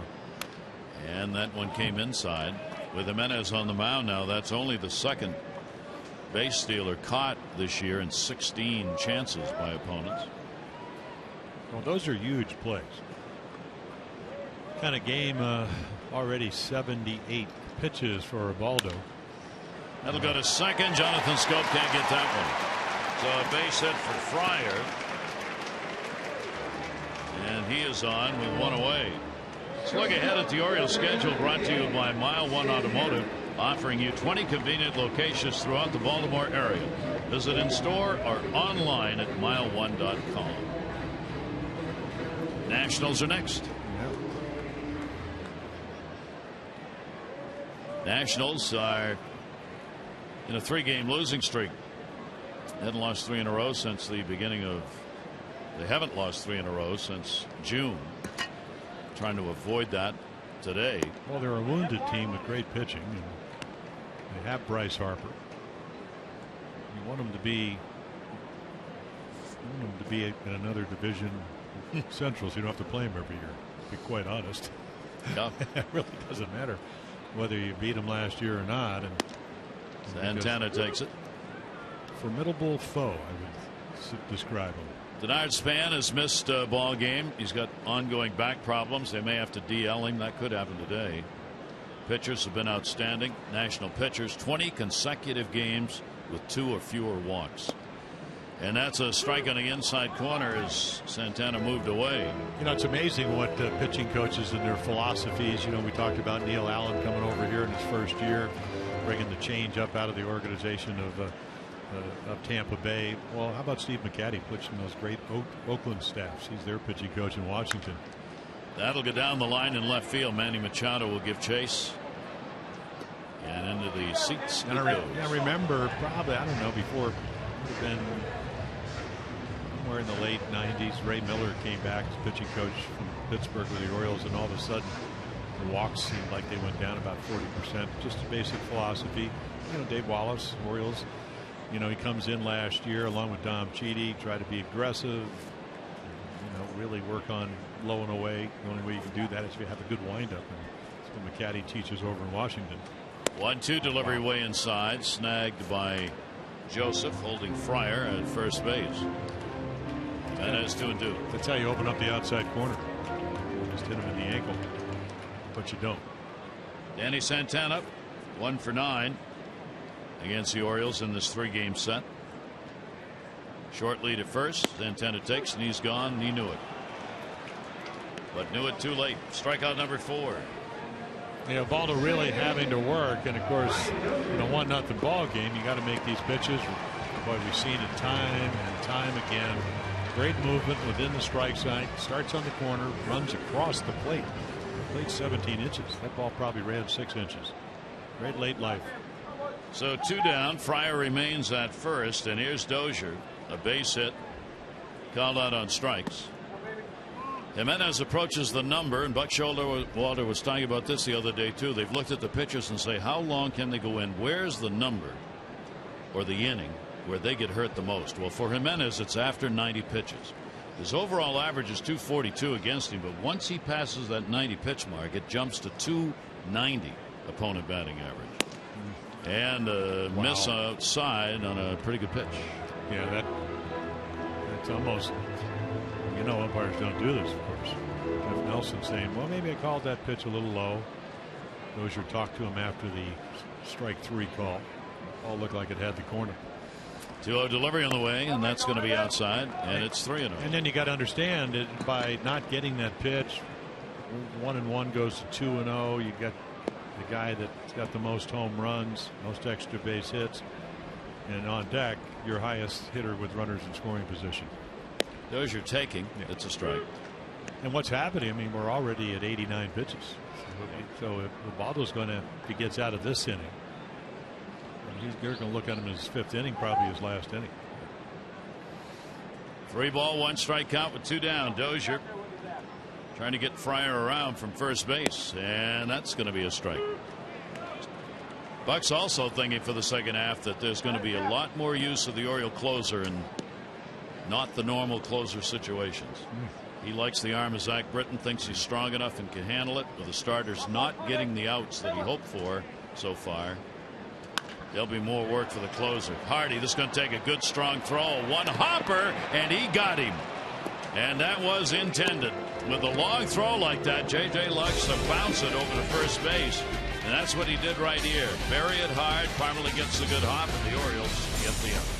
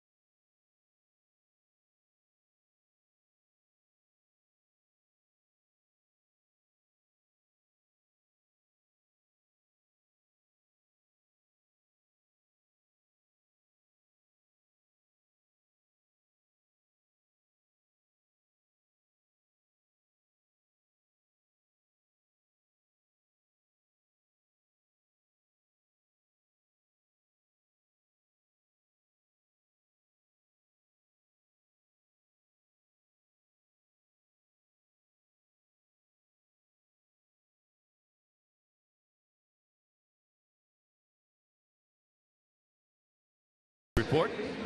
Well, again, AAA, big ballpark. Anytime you get on a hot streak, you can see the numbers.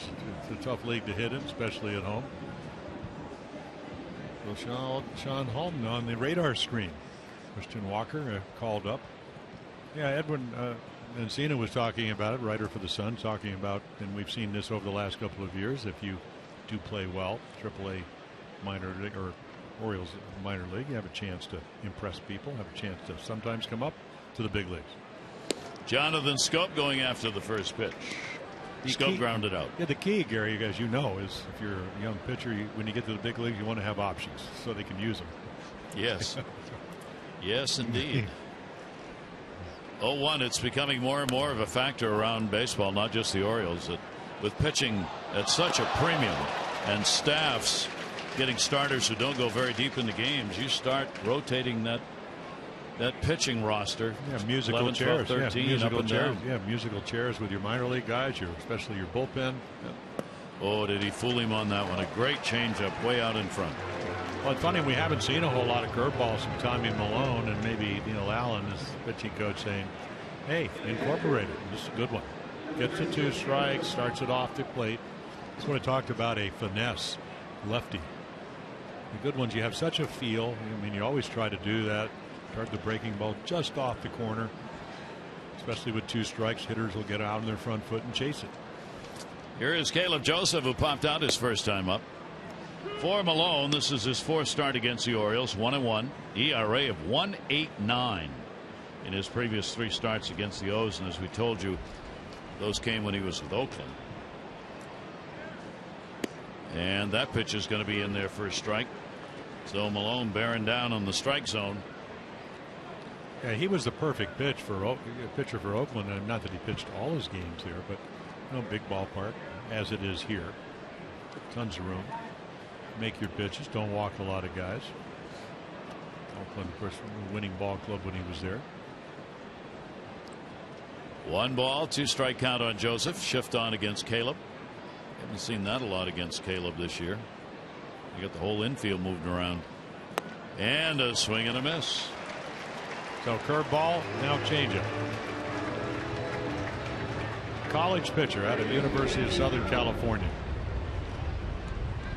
And the radar gun doesn't tell you the whole story when you have guys that can always. I said about Warren Spahn, one of the greatest left-hander, 363 wins. He could hit a gnat in the rear end. You get the idea. Malone's one of those guys. Strike thrower. Moves it around well. Yeah, he really does. And his numbers are, as you would expect, with a lot of finesse pitchers. The longer he goes in a ball game, the tougher he is to get to as he goes through the lineup. 1-0 delivery on the way. Manny Machado, he also way out in front. Boy, that'll break you back on a cut like that. 1-1. Well, he forces you to cover really the corners of the plate, and hitters would rather have it in the middle of the plate. Like that. Down to third. Hello. Sano's got it, makes the play, and retires the side in order. So a 1-2-3 inning will keep the score 1-0 O's.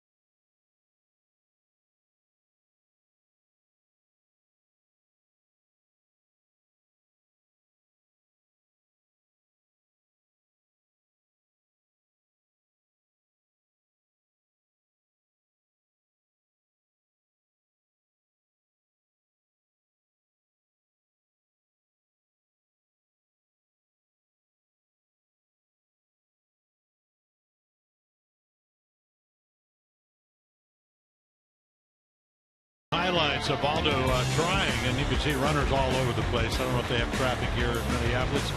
A lot of traffic for the Twins on the bases. He's able to get the big strikeout, and then right here, Dozier doesn't like the call, but he's out, and runners in scoring position in the second inning. And then watch this play. You won't see this very often. Sario gets jammed, and nobody's going to get it except the pitcher, Valdo, with a great play to keep the Twins off the board. 15 minutes could save you 15% or more on car insurance. Visit geico.com for a free rate quote. Joe Mauer will lead it off for the Twins and takes it for a strike. 0 for 2 in this one. 3 for 10 in the series. 1-0 ball game. 1-4-0 for the Orioles. 0-6-0 for the Twins. And Mauer, that's a great pitch. Who did that remind you of? Kyle Gibson. It was a breaking ball, and maybe an inch or so taller than Ubaldo. Ubaldo in the 6'5" range. 344 lifetime average against the Orioles for Mauer, and then goes outside and gets him. There's a great arrangement of pitches. Yeah, exactly, and that's pitching 101. Great breaking ball down and in. I mean, hit the inside corner on the first pitch, and then right to the outside corner. Trying to have an efficient inning. That would really help him out. With the 4 innings worked here and not giving up a run, Jimenez now has extended his scoreless to 19 innings of 1-run baseball. That was a home run. And the pitch taken for a strike. Plouffe has the base hit, and he has drawn a walk. Plouffe in the number 3 spot. At his first hit against Ubaldo in that 3rd inning. He's 1 for 12 now. And away in the outside corner. Yeah, Ubaldo says, I'm not going to waste any time here in the 5th. That is the 95th pitch.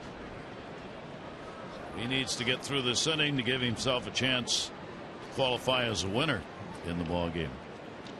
0-2. Yeah, it is hard to project if you pitch 5 and your team only scores 1 that you're going to win in this day and age. It just doesn't happen very often. But you're right about getting through it. That one, Davis, is going back on. It's off the wall. Halfway up. Good play by Chris. He'll get it back in on the money on a hop, and it's a double for Plouffe. Yeah, it looks like such a big ballpark, and then you hang a slider, and it's up and away, and he just this gives you an idea why Trevor Plouffe hit 40 doubles last year. He's a pretty strong guy. Watch the slider stay up. He just goes with it, but he stays on top of it and backspins it. The ball carries a little bit farther. Another nice play by Chris Davis with Plouffe. The doubles machine, 40 of them last year, 22 this year, as you can see. Orioles will get their bullpen moving. 2 for 2 for Plouffe. Sano has had a base hit and a walk. 0 for 8 with runners in scoring position for the Twins. And that ball drilled to center field. Jones back. He's got it lined up, and he's got it. Runner tags. Over to third base goes Plouffe. 2 down. Wow. Double and another bullet. Another quality at bat by the kid. So no. Now they will call on Torrey Hunter again. This has been Hunter's day to come up with chances. Can he get it done? Bud Norris, long man today in the bullpen. Hunter, bases loaded, first inning, struck out. Runners second and third in the 3rd inning, popped out. Now he's got a runner at 3rd with 2 outs. And the pitch is taken for a strike. And again, he's been the best hitter coming into the game against Ubaldo in the lineup. He's now 8 for 23 lifetime. Into the seats and foul. Yeah, I think, and of course, a lot of those numbers. I mean, Ubaldo comes in, 4 and 3 lifetime, but 3 and 1 on recent years. And he's seeing a new and improved Ubaldo. I mean, the stuff much crisper than it was last year. The ability to get ahead, which is what he's been able to do, and now pitch out of the zone. Runner off third base. Hunter will take it way up high, snagged by Joseph. Yeah, nice play by Caleb. 4 wild pitches have been thrown by Jimenez this year, so Plouffe down there at 3rd will get as big a walking lead as he can get, just in case one goes by. 1 ball, 2 strike delivery, and that's going to be up and away. They get 2 quick strikes, and now you're going, okay, he's going to cut his swing down. Look at that number, 0 for 9. And as you know, Torrey Hunter would like to change that. That's a couple gamefuls of at-bats with runners in scoring position right there. 2-2 delivery, and that's outside, and it goes full. So Hunter refusing to bite. Yeah, I mean, one of those guys, 35 hits to left, 30 up the middle, and this year, a little bit different than in years past, only 10 hits to this point to right field. Orioles playing straight away in the outfield. And the 3-2 delivery to him, and he walked it. 3rd walk surrendered by Jimenez. Yeah, I think that was a pitch around. I mean, it's dangerous with a 1-0 lead. But you know that he hits you well, even though you got him out. Figure, you know, the law of average. And then you look at, you got a young hitter that maybe you pitched a little bit better to. Hunter not really, obviously not protected in this lineup as he might be some of the other lineups Paul Molitor puts out with Rosario behind him, as Jim says. Who do you want to face? You want to give Hunter a chance, or would you rather put him on and face Rosario? And there's a pretty easy answer to that, and that's not demeaning Eddie Rosario at all. No, it's just a percentage baseball. The problem is with a 1-0 ball game and your pitch count, what now, at 104? This could be your last hitter. And that's what lack of run support brings. Breaking ball and is going to miss inside. Rosario, as we said, has done a great job here, hitting over 320 at his home ballpark. He is a youngster, a rookie, putting up some very solid numbers. 23 years old, out of Puerto Rico. 1st and 3rd, 2 down. He's taking, and this is where Jimenez gets in trouble, and you can see that that tank is emptying on him out there as he tries to find the 3rd out. And then you got the guy on deck, Aaron Hicks, already a double and a single. And you got to win a game. You're not playing well. Tough decisions for the manager, Buck Showalter. 2-0, throw over. Yeah, unless he gets Rosario out. That'll make it a lot easier. He can leave. Everybody can congratulate him. He's obviously had very big outs in this game with the Twins 0 for 9 number with runners in scoring position. Blue for 3rd. He had a double. Hunter with a walk at first, and another one that's going to miss, and these aren't close. 3-0. Yeah, it's one of those times if you're Buck Showalter, you go, boy, sympathetically, I'd love to leave him in, but I'm not sure I can afford to do that. It'll be very interesting if he does not throw a couple of strikes here and what the outcome's going to be. 3-0 delivery on the way. Rosario had a green light. Looking fastball to drive on a 3-0. And again, I think he'd like it up a little bit. Look at the movement right here, nice and relaxed. He's probably not swinging. Yes, he did. And he makes a good pitch. And the problem for Valdo is that now, because of the count, he gets to probably see another one of those. Delivery to Rosario and a ground ball down to first, and he got it done. Parmalee will take it to the bag, and for Jimenez, he survives another tough inning, leaving 2 on and protects a 1-0 Orioles lead.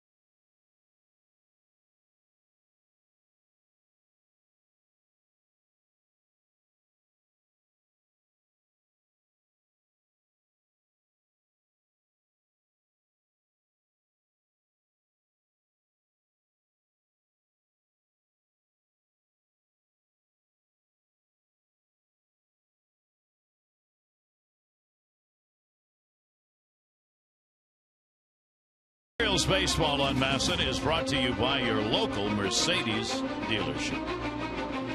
Orioles wrapping up the road trip here in Minnesota.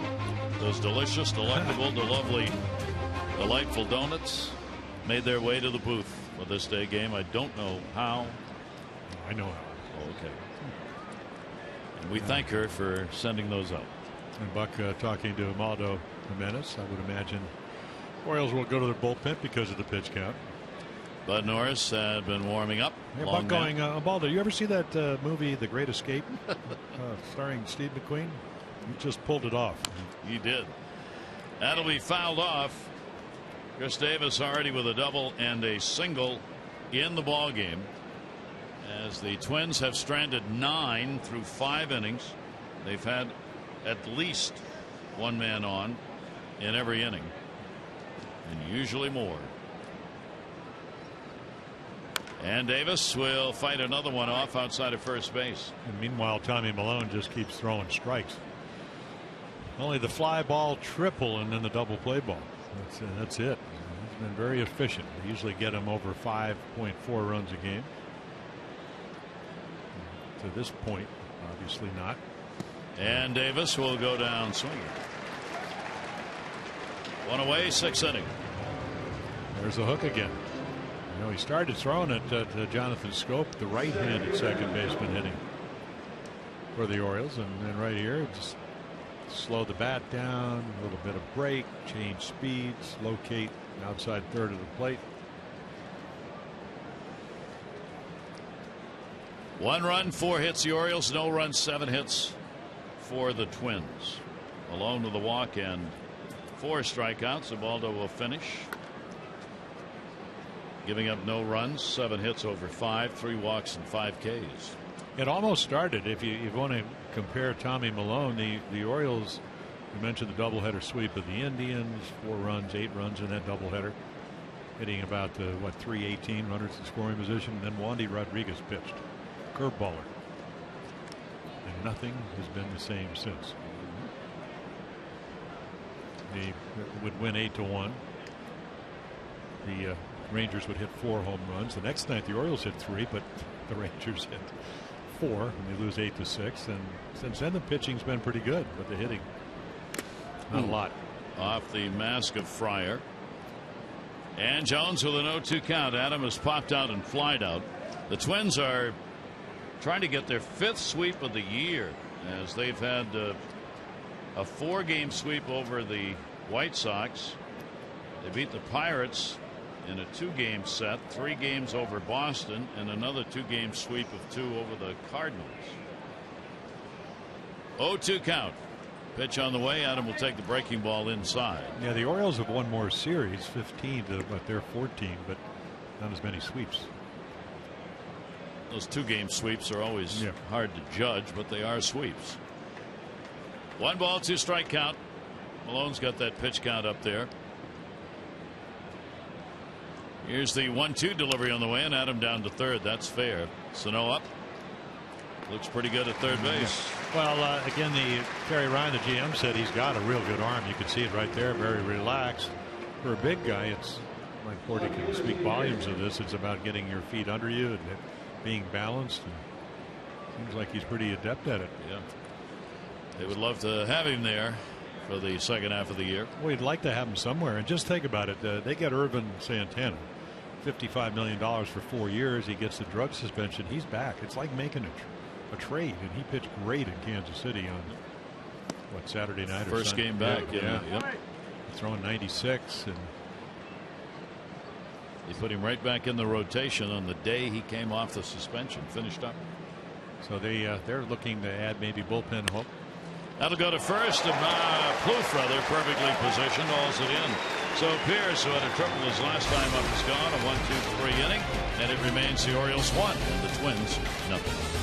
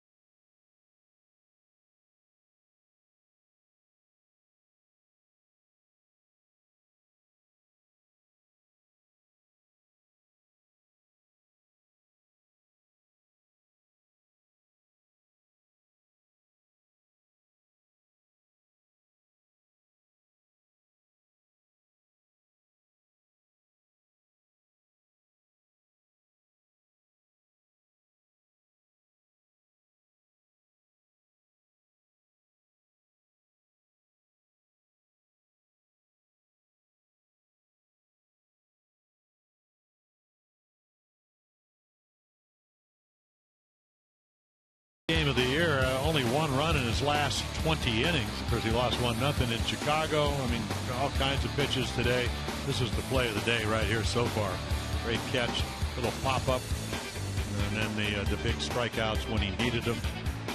Of course, they had a lot of chances, so good fastball hitting teams. The Twins are used a few more breaking balls, a few more change-up, and very efficient. Now it's time for a little relief for your car, too. Visit Jiffy Lube for regular oil changes and help prevent damage and wear to your engine. Jiffy Lube, drive in today. Bud Norris, second time in 3 days. Actually, let's make it Saturday, so second time in 4 days. A lot of fastballs, cutters, sliders, and then an occasional changeup. So he's gone to the bullpen, and there are the numbers for Bud. As a starter, of course, 11 starts, 2-7, and a 6.79 ERA as a starter. That'll be fouled away. His first relief appearance, the last outing against the White Sox, where he went 2 2/3 innings. So now learning how to work out of the bullpen, at least for the moment. Yeah, he pitched really well. The leadoff walk in a 2-2 ball game. The Orioles he'd come in when it was 2-0. They would tie it on the Machado home run off of Samardzija, and then he would walk the leadoff man, and Darren O'Day would give up a double to J.B. Shuck. So he got the loss, but he pitched well, threw the ball well. 1-1 strike count. This is Hicks leading it off. Aaron Hicks, he will take the fastball in there, first strike. Fryer, and then Santana will be due up for the Twins, bottom half of the 6th inning. In his career, only 4 relief appearances at the major league level for Norris. 0-3 with a 4.32 ERA as a reliever. Breaking ball will be up high and in. 2 balls and 2 strikes on Hicks. The Orioles with a triple by Pierce leading off the 4th. Ground ball double play 2 batters later by Hardy would score the run. That's the offense today. And for the Twins, it's been their inability to get the big hits. And a great off-speed delivery. Yeah, a little slider that starts off the plate, catches the outside corner. I'm sure Dom Cheaty's saying, okay, you're going to be facing Hicks. He's already a double single on fastballs right here. Throw him a breaking ball if you can, and he does. That was a good one, real good one. There is no reason why Bud Norris, with his stuff and his ability to pitch, and I mean, make quality pitches, can get him right to Zach Britton. That will be up high for a ball. Fryer with a single, and he is lined out. The catcher called up from the minors to make the start today. Well, he's hit 2 balls to the right side. And they give him the line, but 94, 95. I would assume he's probably going to use the right side of the field again if you make your pitch.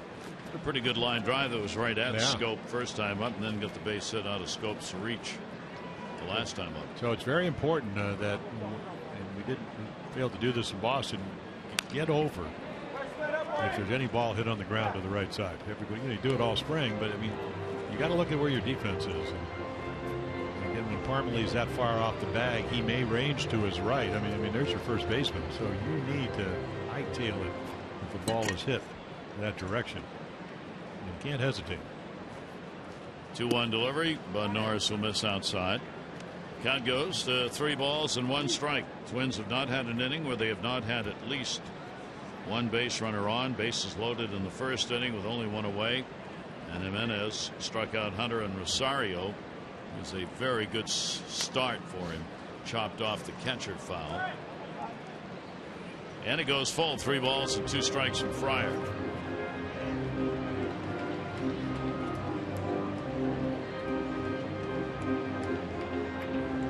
And to me, these are went through 1982. I got taken out of the starting lineup, got banished to the bullpen, and another good pitch right there. Earl Weaver got me in games probably 4 times in 10 days.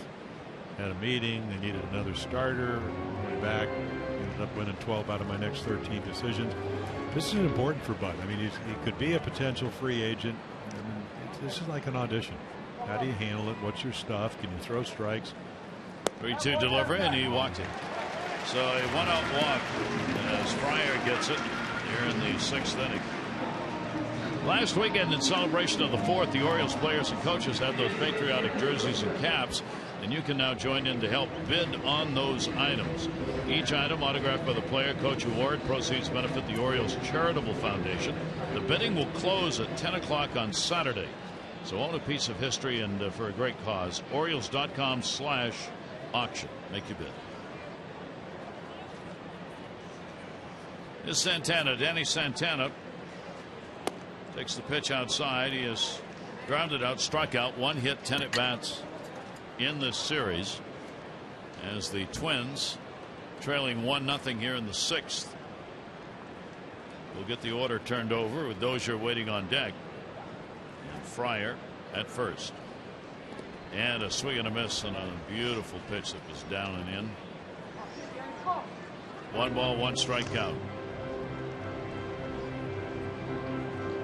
Yeah, take a look right here. Good sliders under the zone. Yeah, Danny Santana, who really came to the front last year, rookie year, 319, 7 home runs, 40 RBIs. He's stole 20 bases out of 24 attempts. And he'll go foul on that one. I would imagine when they have alternatives, and he's been up and down this year, slow start. Last year, of the balls he put in play, an extraordinarily high average at 405. The league average is usually around 300, so 105 points earlier. But you would think that he's going to have to hit with them in the pennant race over the second half. They love him at shortstop, but hitting's part of that position. And that's a busted bat bloop to center. Hardy back, and he makes the catch. J.J. Hardy going away to center field on a broken bat bloop and a big out. Yeah, that could have broken Bud Norris's heart if that ball fell in. Perfect pitch up on the fist, broke some wood. This is kindling for the winter here in Minnesota. He tried to stay inside out when he does, but right off the handle. So the Orioles defense again rises to the occasion, as Hardy is so prone to do. And that's a big second out, leaving Fryer at first base. That'll bring Dozier up. Dozier's had a base hit first time up, has struck out, grounded out. Norris's delivery to him, and that'll be taken for a strike. This Minnesota team's been hard in the East. They are 11-4 against teams in the East. A very solid mark against the division, which to many people's surprise is playing some good baseball now. That pitch will be taken away. The Eastern Division, if you look now, you've got 4 teams at 500 or better.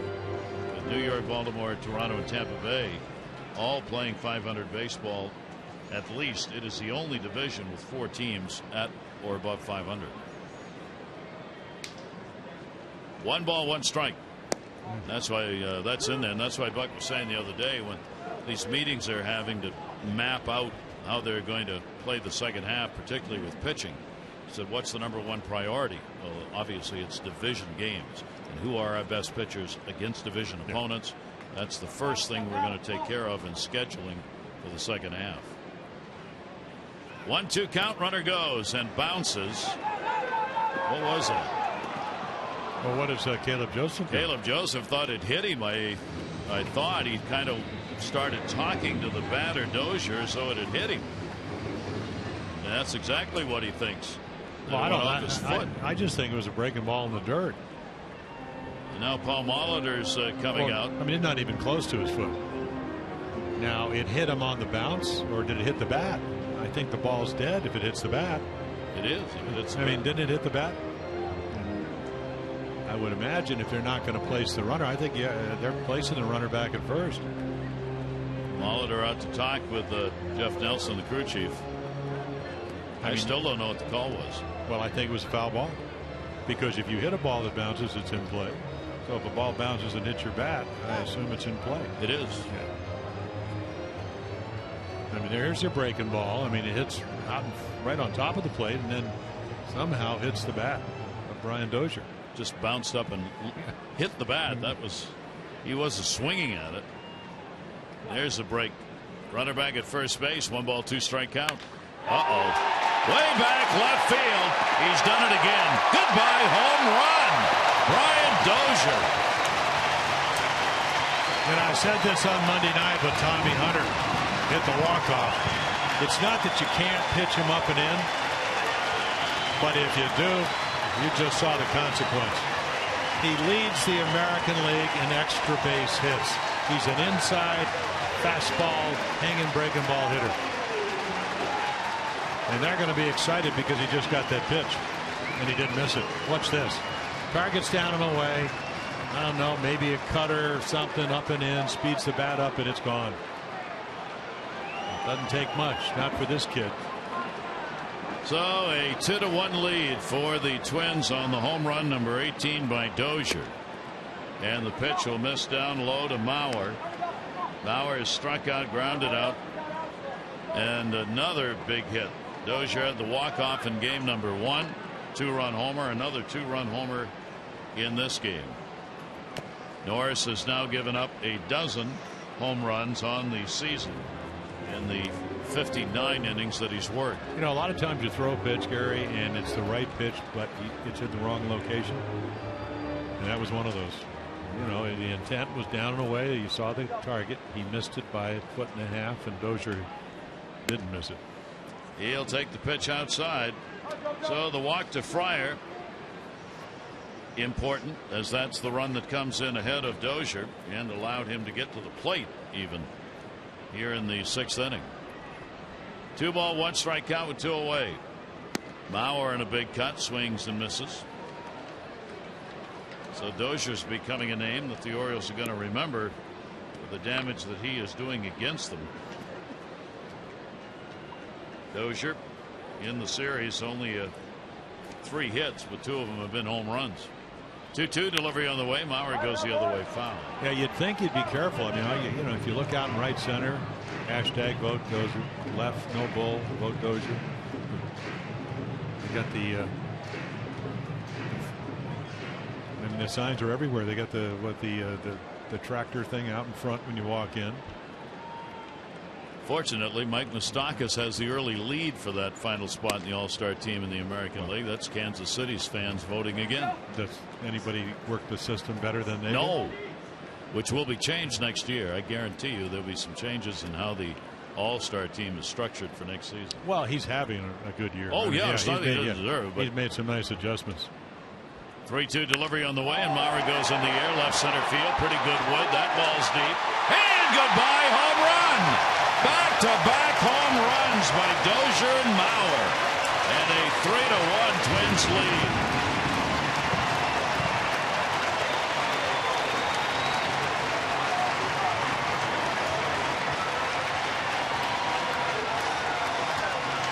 Well, we were talking about the fact that his biggest year when he hit 28, a lot of balls to the Metrodome, just a high breaking ball, and he just smokes it. This guy can hit. I don't care what you say. You want him in your lineup. Yeah, you're paying him a bunch of money. But he hits almost 400 runners in scoring position, and then when you make a mistake, and that was another breaking ball up, I imagine he hits most of them. So the Twins increase their lead. 2 home runs in the inning. Here is Plouffe. Those are the first back-to-back home runs the Twins have had this year. Plouffe has doubled, singled, and walked. And the pitch will be taken. So Bud Norris coming on in relief. A walk and 2 homers. 3 runs on the board for the Twins in the inning.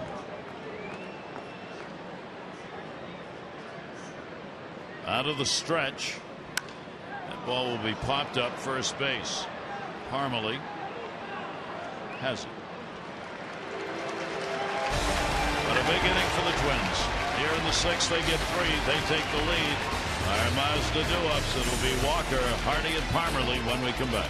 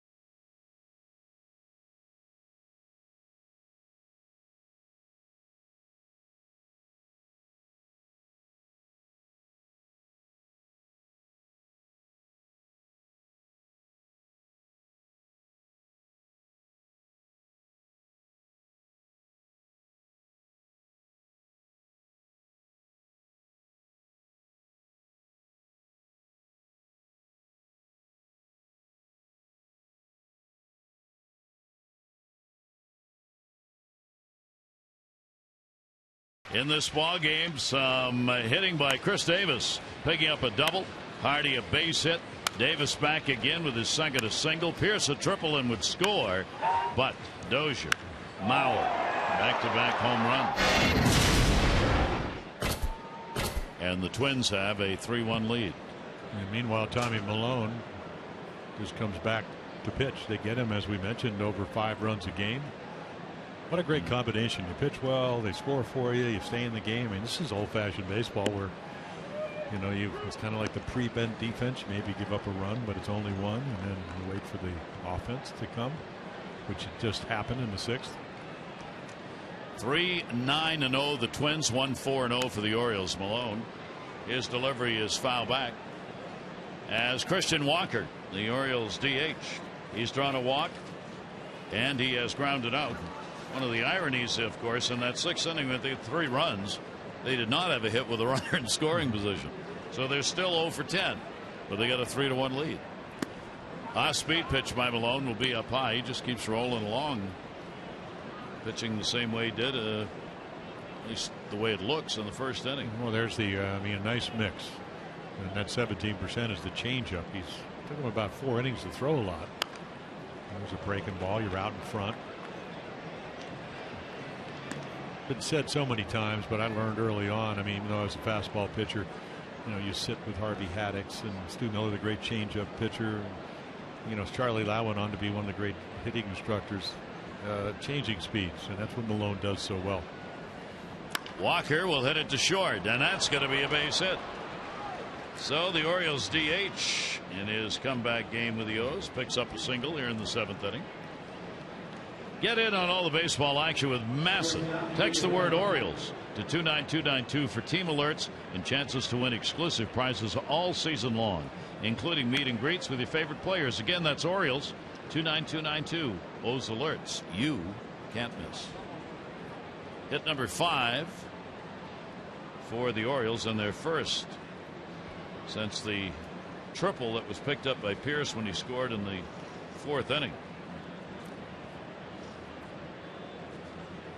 9 in a row had been retired, including a double play in there by Malone. Hardy has had a base hit into that 6-3 double play. Malone's 1-0 delivery will be put up in the air, shallow center. Hicks has it. 1 away. For every Orioles walk, Care First Blue Cross Blue Shield contributes $50 to the March of Dimes. 207 walks, $10,450.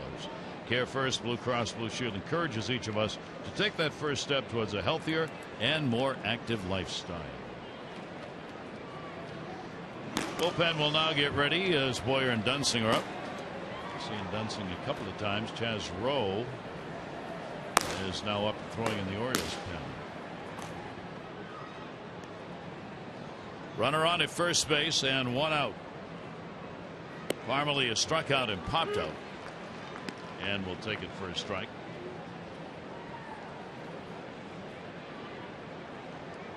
The Orioles' woes in July offensively, so far at least in this ball game, continuing. Not even an RBI on the run that was scored off that double play ground ball. Runner off first base and a foul ball. Orioles coming in, hitting .209 in July. That's 14th in the American League. They've scored 20 runs, which is 11th. Their on base percentage is 14th. The pitching has done its part. ERA in July of 2.98, which is 5th in the league. The pitching's been there, good enough to win games, but not enough offense to do so. 0-2 delivery by Malone is outside.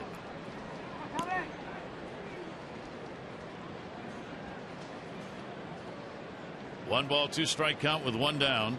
Malone trying to get through 7. He averaged 6. He's averaged 6 innings per start coming in. 1-2 delivery on the way and a pitch down on the way to get him.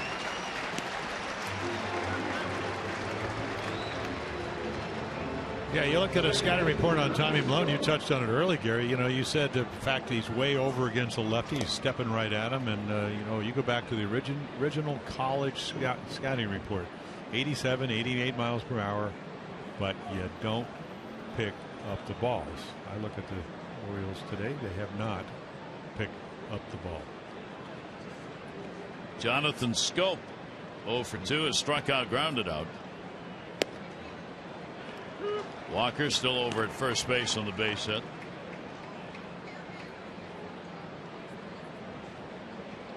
Orioles have had 10 or fewer hits in each of their last dozen games. They've got 5 in this one. 0-1 pitch. He'll take. It will miss. 1-1. Yeah, the good news, if he makes a mistake, and you mentioned has not thrown a home run, what, in his last 5 games? Schoop has the ability to do it, and again, a pretty big ballpark till the ball gets in the air, and then you realize it carries here. Either that or they just know where to hit it. Busher just down the 2 home runs in this series down the line and left. Off the fists and fouled that one back. Milone hits 100, and talk about quality starts. These are the 3 earned runs or fewer allowed consecutive starts. Milone right there. Burley, of course, pitched extremely well. 1 ball, 2 strike count. And the breaking ball blocked. Runner started, and back to the bag goes Walker. Yeah, I mean, just think of Tommy Milone, and then you just mentioned Mark Burley. Mark Burley throws 84, 85. Threw harder than that. Probably never threw much over 90, if that. But there's always a difference in the fastball, and he can cut it in, and he's got the changeup he can turn over, and he's won over 200 games. It's amazing what you can do. Here's the 2-2 delivery on the way to him, and that 2 is going to be low. So Schoop able to work the count full, 3-2. Orioles down by 2 with a potential tying run at the plate in Schoop. There are 2 away. Runner Walker will go from first. Plouffe behind him.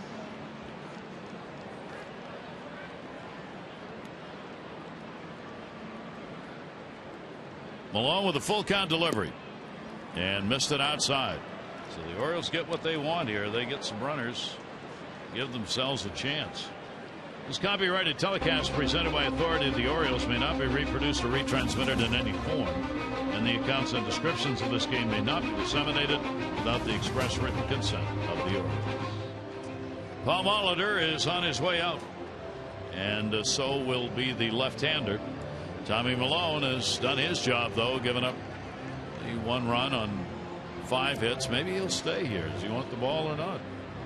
Yeah, I mean, Paul Molitor looked back, and so you got Boyer, the hard-throwing righty, and then he's staying. Yeah, well, he certainly had some options. He's going to give him a chance to get through the inning here with runners on at first and second base. Caleb Joseph coming up. Well, you know why? I think if you look at Boyer's numbers, right-handers are hitting .303. So maybe, just maybe, you will hope that, and of course, you'll hope that Milone does what he's been doing, which is keep the ball in the ballpark, and then the Orioles hope that Caleb Joseph will have one of those at-bats he had, on Sunday when, 10 pitches, and then he hit the double up the gap in right center field for 2 runs. 7th inning, 2 on, 2 down. Joseph goes after it, laces it left field, warning track and caught. Rosario goes back to get it, and Molitor's decision to leave it in works. Orioles lead 2, 7th inning stretch time.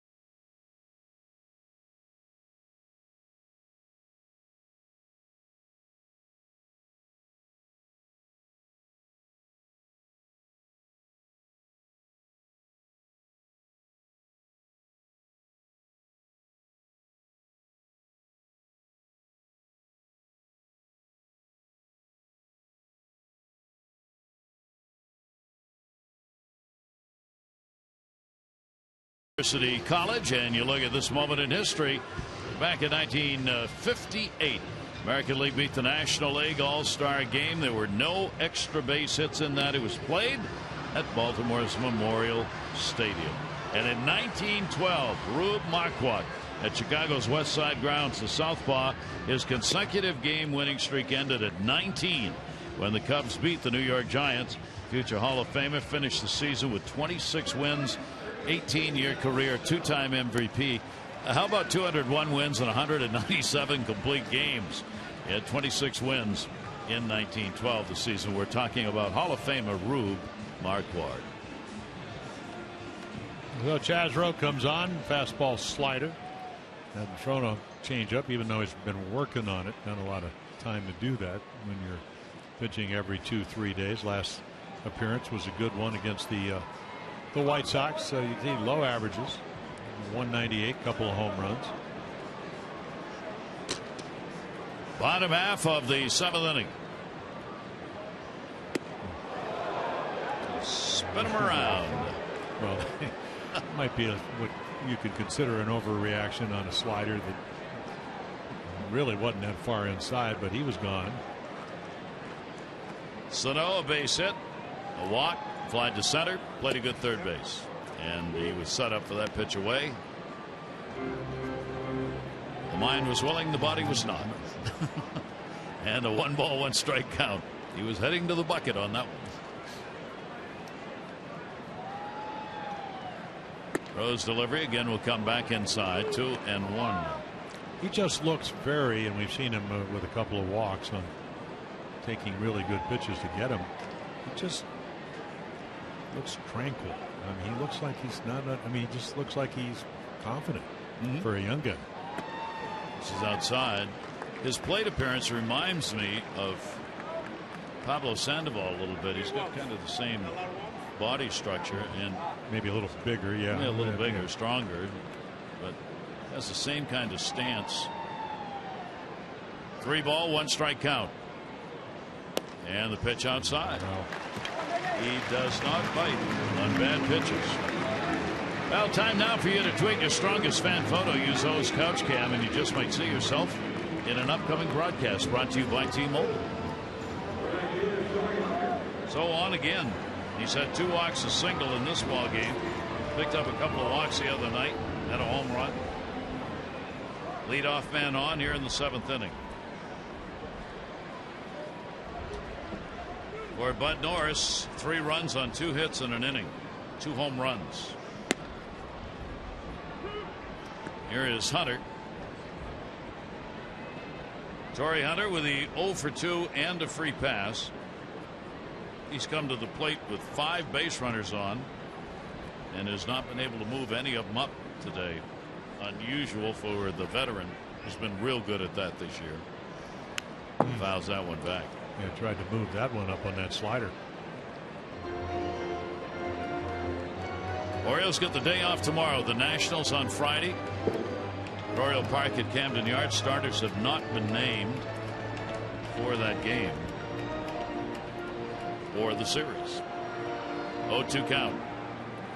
As Buck Showalter has done for the last 2 years, it's kind of, let's get through this game and see where we are.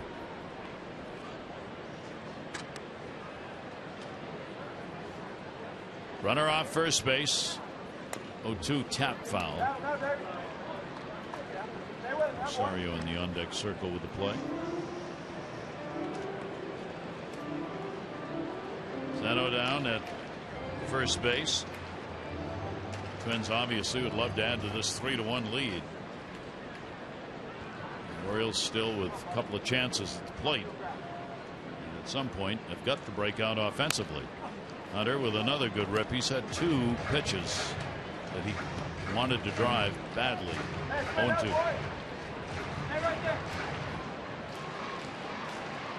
Yeah, we've seen Chaz Rowe, and he's pitched well.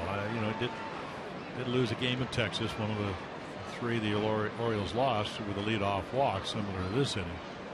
But usually he's able to throw strikes. Runner goes. Throw down by Caleb. Oh. Got him again. Great throw. Caleb has made 3 throws. A little help on the end of that one as Jonathan Scope took a little dust along with the ball, but it was on the money. Yeah, big guy that can run. So Paul Molitor, wants to get deeper into the count, figures, well, maybe we can run. And then right here, again, right to the glove.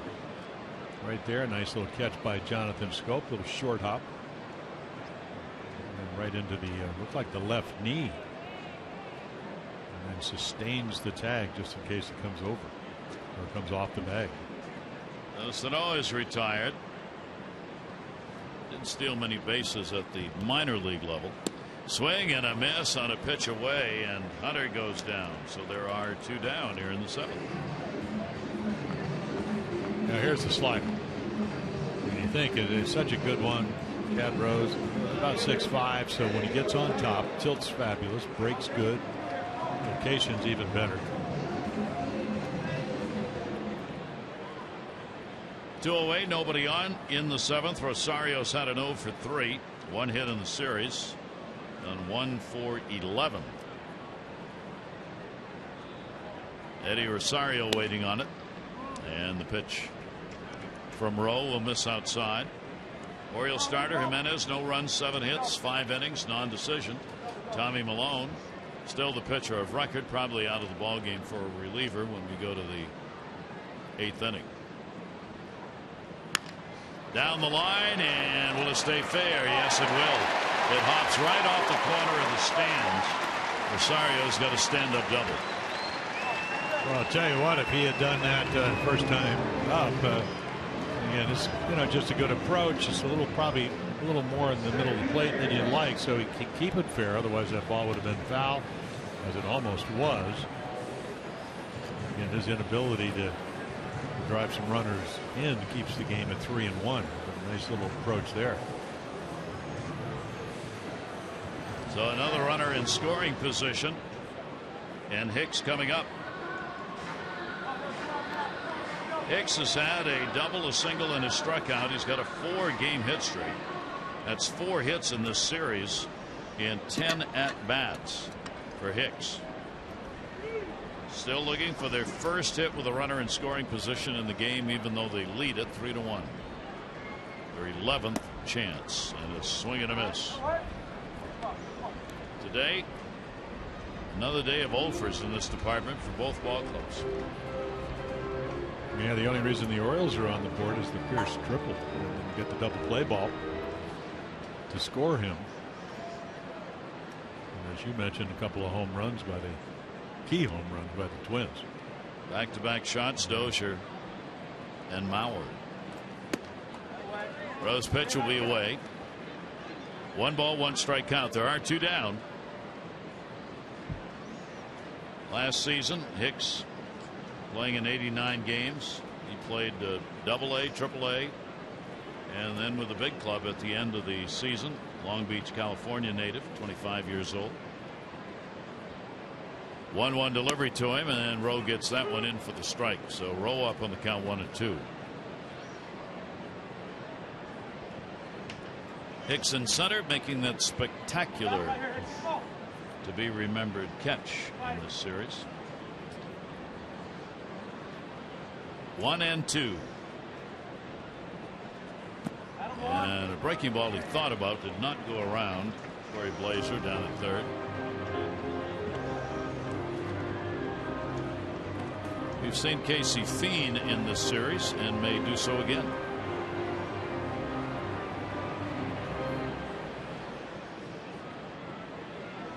Rosario lead at second, and a big one.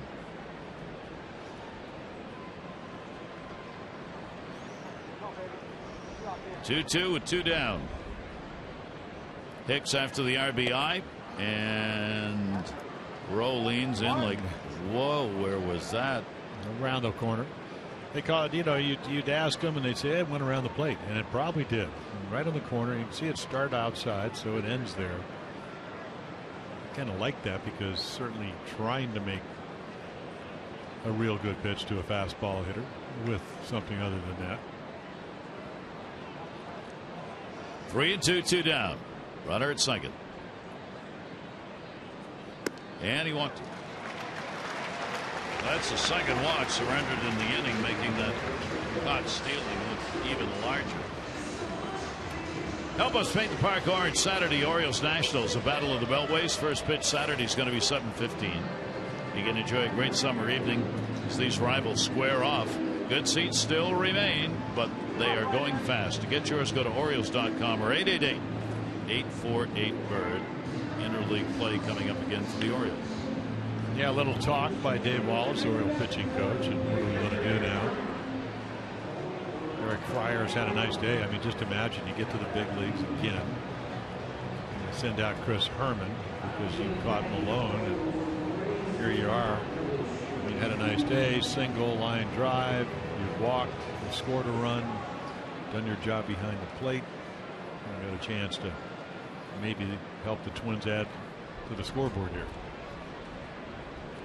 29-year-old at the plate, and will take the pitch inside for a ball. Fryer, only 28 games with the Twins last year. He played a little bit with the Pirates back in 11 and 12. He's been an up and down player over the last 5 years for the two organizations.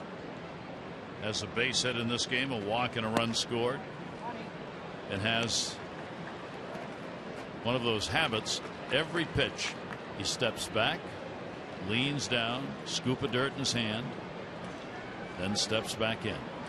But the rules tell you have to keep that right foot in the batter's box, and he does. Yep. 2-0 count. Delivery on the way by Rowe will be fouled off the mask of Caleb Joseph. And again, he doesn't try to do too much. You know, again, I've only seen him now. That's 4 at bats. Right there, I missed a fastball. It's 2-0. It's a hitter's count. Just try to hit it the right center.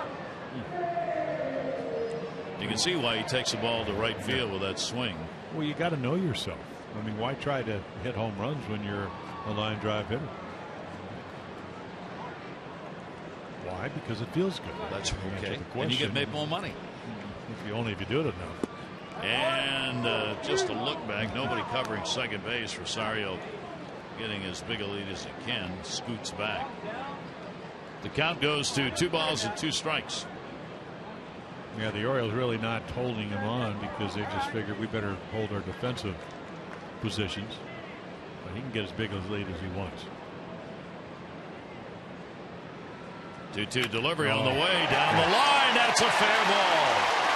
Rosario will score. Hicks is being waved around. Fryer goes to second. 2 RBIs. 5-1 Twins. Yeah, I got a feeling that he pitched around Hicks, but then this is exactly where he didn't want to throw it, and it's exactly where Eric Fryer wanted it. Watch this slider hang. I mean, it just backs up and it just stays there, and you turn a right field hitter into a pull hitter by hanging a slider. You speed up the bat. Great pitch to hit. Horrible pitcher's pitch. And that's what the Twins are looking for. What a day for Fryer. Well, Malone pitches, they get him 5 runs. They got him 5 runs, and he's pitched great. Got his catcher from the minors where he got his season turned around. That's Fryer. Fryer contributes. 2 RBIs, a run scored, 2 for 3 at the plate, and that's 5 runs on 11 hits for the Twins. Tommy Hunter in the bullpen for the Orioles. As Rose struggling to get out of the 7th. He has walked 2. Yeah, very rarely do you get a meltdown from the Oriole bullpen. We keep telling you since the end of April, the best in the majors. Santana, and the pitch swung on and missed, popped out. Great catch made by Hardy to rob him of a hit his last time up. He's 0 for 3 in the ballgame. So the Twins are after a sweep. Haven't done it since 07 against the Orioles. 0-2 count, 2 down. Right at the plate, foul. That one right straight down. Here in the month of July, 4-3 for the Twins. The Orioles are 2-5. Well, it's kind of nice to go to your minor leagues and get a guy that can catch. Eric Fryer. I mean, hit, as you mentioned, 299, and then comes up here and does the same things. That's depth, huh? Yeah. Swing and a miss. Rowe gets him to go after it. It was tipped, held on to. So a couple of strikeouts, but more importantly in the ball game, 2 runs in here in the 7th inning and a 5-1 Twins lead.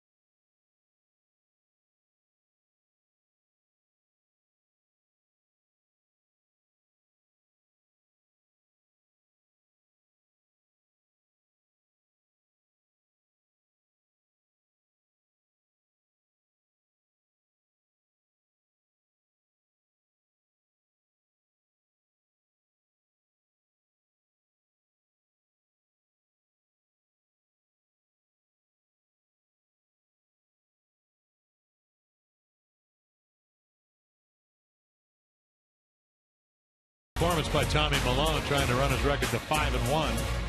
Again, a lot of good pitches, stayed out in the middle of the plate. There's a triple to Pierce, ground ball double play off the bat of Hardy, the only run he gave up.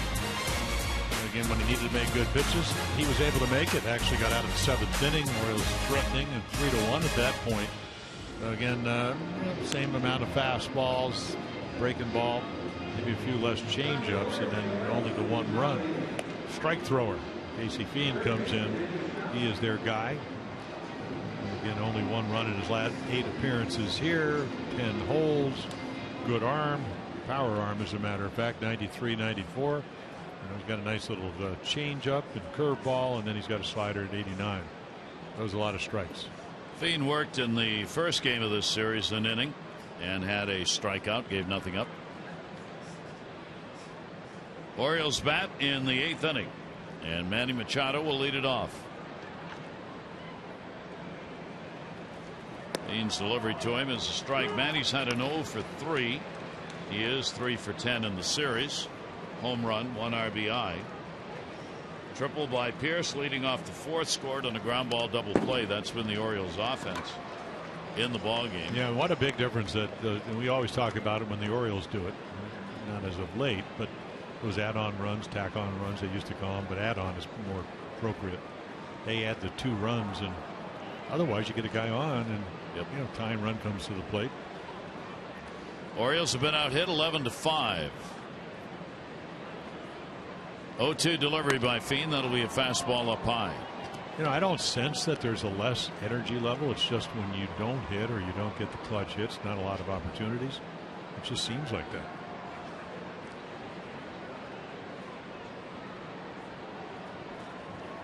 And that one goes to right field. That one's hit pretty good. Way back. Is it high enough? And off the wall or gone? Goodbye, home run.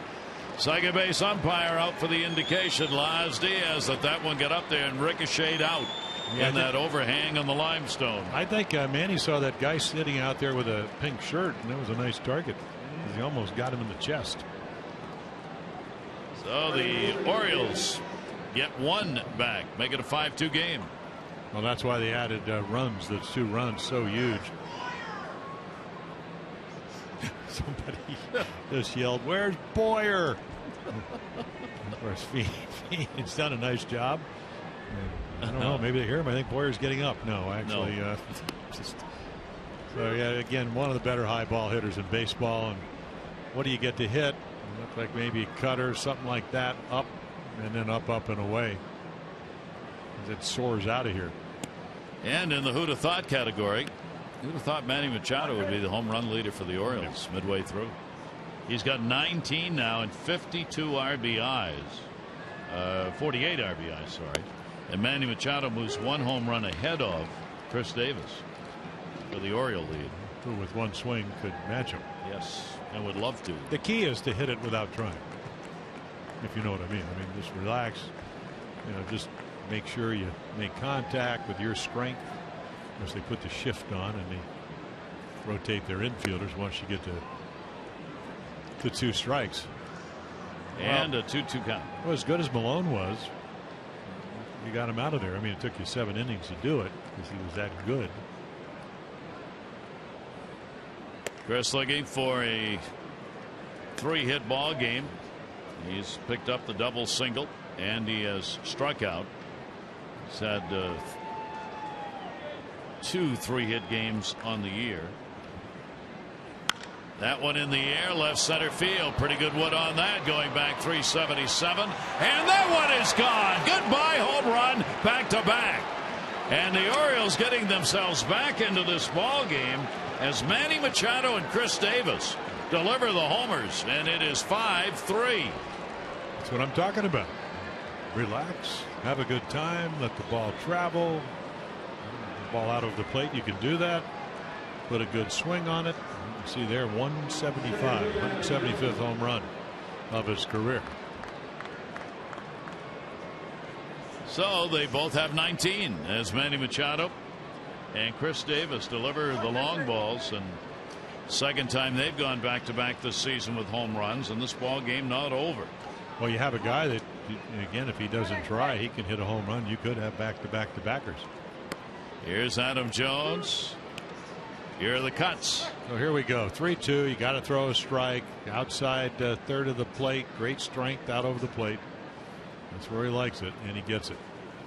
Jones will pop that one up at the plate. Silo shot. Fryer.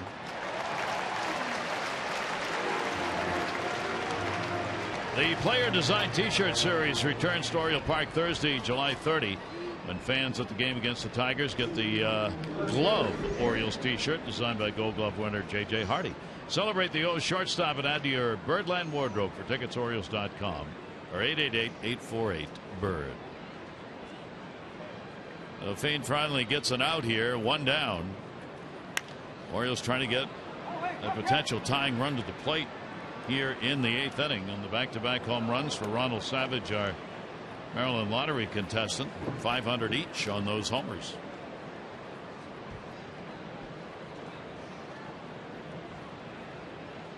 Oh, 1 count.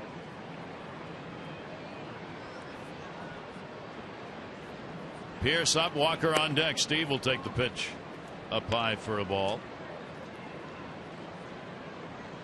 Double barrel action in the bullpen. Yeah, you talked about extended innings. Glenn Perkin, the closer, the lefty. That'll be foul back.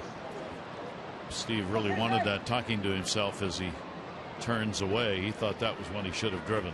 Well, he's had a nice day. Even the out, the last time he lined, poofed the first baseman way off the line, but he took a ball to right field. We haven't seen him do that.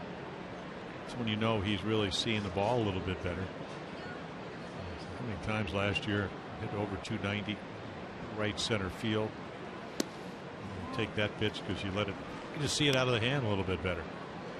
Now, the one thing about Steve Pierce, he's going to be ready. He could be a big part. Jimmy Paredes getting ready to hit for the second half for the Orioles. Paredes, you saw in the on-deck circle, and Pierce will drive that one to center field. Pretty good wood. Shy of the warning track. It will be hauled in 1 step on by Hicks. Well, a lot of feet from Casey Feehan here in the 8th inning. 2 of them went out of the park, and right there he uses pretty much most of the footage in center field. So we will see Paredes coming up in his normal DH role. Christian Walker, who started there today, a base hit, a walk, and grounded out. Now Paredes back up to face the right-hander. 2 down, nobody on. Paredes is hitting .256 against lefties, .308 against right-handers this year. And the Orioles back-to-back home runs here in the inning have given them a real chance. Davis and Pierce had back-to-back home runs against Houston. The other time that they did it. 0-1 count.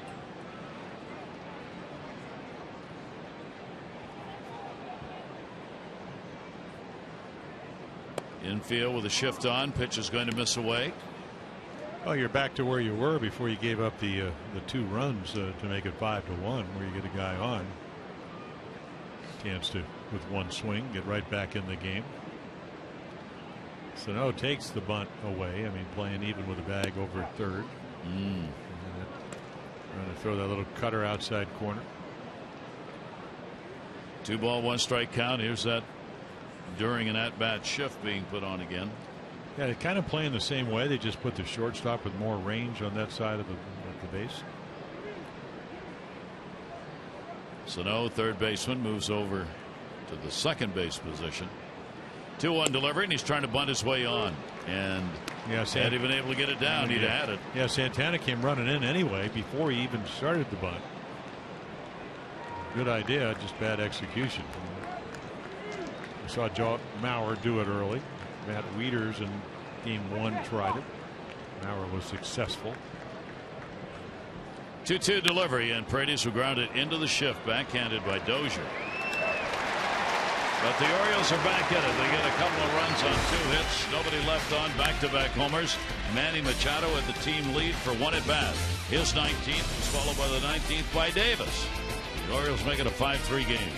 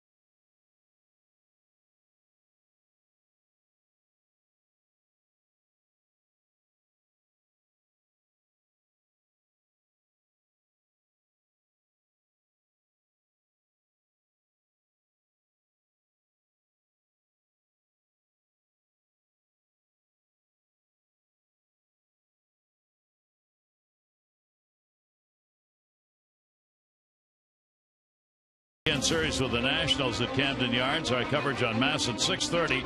O's Extra presented by Southwest, and then our game coverage at 7 on Friday. All the action you need right here on Mass. Well, there they go. I mean, the Nationals, we know they can pitch. They've been wounded all year. Of course, Bryce Harper, outside chance. You can see second in average, second in home runs, fourth in RBIs. So he can get as hot as anybody. Chance to maybe be a potential Triple Crown winner. Tommy Hunter with a walk-off home run. Dozier, who is going to lead off here in the bottom of the 8th, just hit a fastball, 2-run home run, 2-2 ball game, 10 innings. So there are the numbers. Again, pretty average lefties and righties, and then 3 home runs, only 3 this year. 2 of them walk-off home runs. Stephen Drew hit one of them. So the Orioles down by 2 with the Twins batting here in the 8th inning. Hunter's delivery. Dozier will take the pitch up high. Another home run Dozier in this ball game. Game in the 6th inning, is 18th. He's had a 2 for 4 with a base hit, home run, 2 RBIs, 2 stolen bases. Pretty full day for the second baseman. Kind of tells you why you want him on an all-star team, isn't it? Now you're right about it. I mean, first of all, Kansas City does a great job of social media, get people to vote. Moustakas is, manager is managing the team. That won't have anything to do with that. There you go. Inside. I mean, he's an inside half hitter. I mean, that's where he I mean, inside. I mean, he'll take the ball outside middle to center. Saw him do that yesterday. He's got a 2 for 6 against Tommy Hunter, including that home run. Well, Tommy can pitch down, but doesn't do it. You watch him in spring training in the string drills. He's as good as anybody. So you got a high ball pitcher, high ball hitter. That's right there. Yeah, and that's where I watched him one day, and I was amazed of all the guys I saw throw that day. He was the best. And then he'll tell you, well, the game I get lamped up, and I don't make that pitch, but that pitch works down and away. There's a big time pop up coming back over the screen. 3 ball, 2 strike count on Dozier, leading it off. Late inning scoring by both teams. A 1-0 lead and a run scored in the 4th inning by the Orioles on a double play ground ball where Pierce scored was it until we got to the 6th inning. Then the Twins got 3 runs on 2 hits. Added in the 7th inning 2 runs on 2 more hits. And that one up in the air, left field, wind blowing that way, but it stays in the yard. Yeah. Caught by Pierce. Yeah, he'll take your breath away if you're a pitcher because of his swing. Pull hitter. The Hunter gets the out. Follow the Orioles wherever you are with MLB.com at bat. #1 app, live baseball at bat up to the moment, any moment, in-game highlights, live look-ins, radio broadcasts, and more. Get MLB.com at bat for your smartphone or tablet. 1 down. Mauer, the home run, 6th inning, back-to-back with Dozier.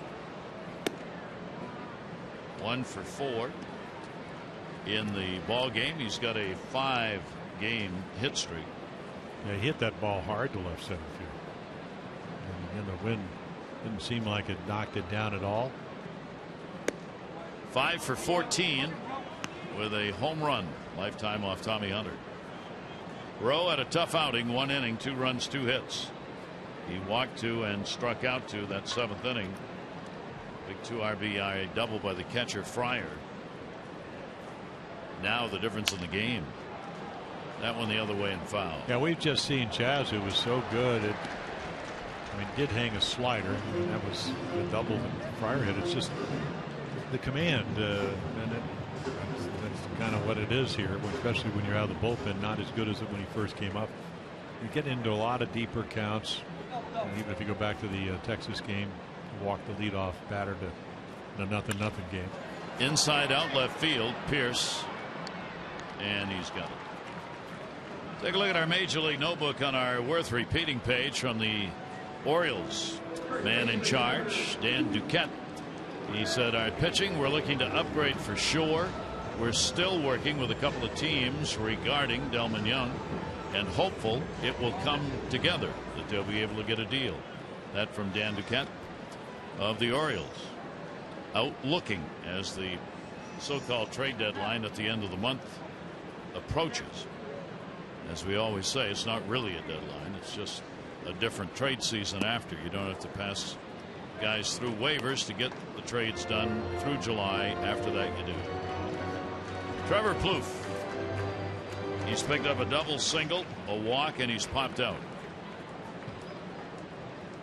2 down, 8th inning. Hunter's pitch is there. Yeah, I guess the irony is that you talk to some people and they'll say, well, what you really need is maybe a veteran hitter. And that was a Delman Young type of hitter. Maybe somebody that used to playing more every day. But it really doesn't matter what has to have happened to stay in the race, because everybody's going to try to get better and everybody's hoping to play better, is that you do that, and the Orioles just have to up their game. 1 ball, 2 strike delivery on the way, and got him. So Tommy Hunter will get the call, 3rd strike. He retires the side in order. The Orioles are down by 2 as we go to the 9th.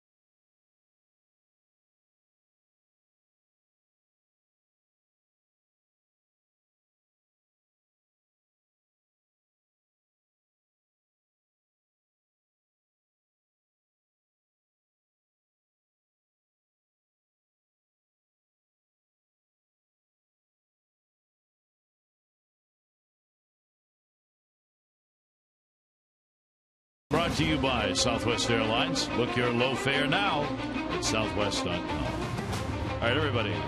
We're gonna make it after all. Throw your hat up, Mary. Okay. Mary Tyler Moore Show is located in Minneapolis. Really? Didn't know that. Well, Glenn Perkins, we do know that he's 27 for 27, made the All-Star team, local kid. Again, doesn't walk a whole lot of guys. He's given up 2 runs in those 27 saves. And that's the longest streak to ever start a season. Besides Joe Nathan, who had it again in it, and he gets the job. He throws, 93. We saw him throw 93 to 95 the other night. A little breaking ball to go with it. Looks like Matt Wieters has come on deck to hit behind J.J. Hardy. So the Orioles need to get one on, get that potential tying run to the plate. They had the 2 home runs back-to-back, Machado and Davis in the 8th to give them a chance at it, trying to avoid the sweep. And Perkins trying to nail it down for Tommy Malone. And a bunt that's popped way back and over the screen. Do not see that from J.J. very often, but he felt he had the D where he wanted it. Yeah, well, he's great, as far as sacrificing a few times. You can see the numbers, 1 for 4 with a strikeout. Usually, again, you try to do it on the first pitch so that at least they come in a little bit. So now Sano way back at third. Oh, got him. Yeah. Well, he doesn't mess around. 2-run lead to work with. He's not going to walk. He's going to be aggressive. How do you save 27 out of 27? It's not mirrors. I mean, you got to be able to command the ball. If you're Zach Britton and you're 23 out of 24, you throw strikes. That's what Perkins does. Matt Wieters will be the pinch hitter for the Orioles against Perkins. He is 0 for 2. Perkins has in his career against the O's been perfect in the 4 for 4 save department. That one down the line in right field over near that fair pole, and it will be a foul ball. I mean, he's walked 5 in 35 innings. Those are kind of Zach Britton numbers. And both of them are going to be on the American League All-Star team. Both deservedly so. 0-1 count, 1 down. Wieters to short. Santana.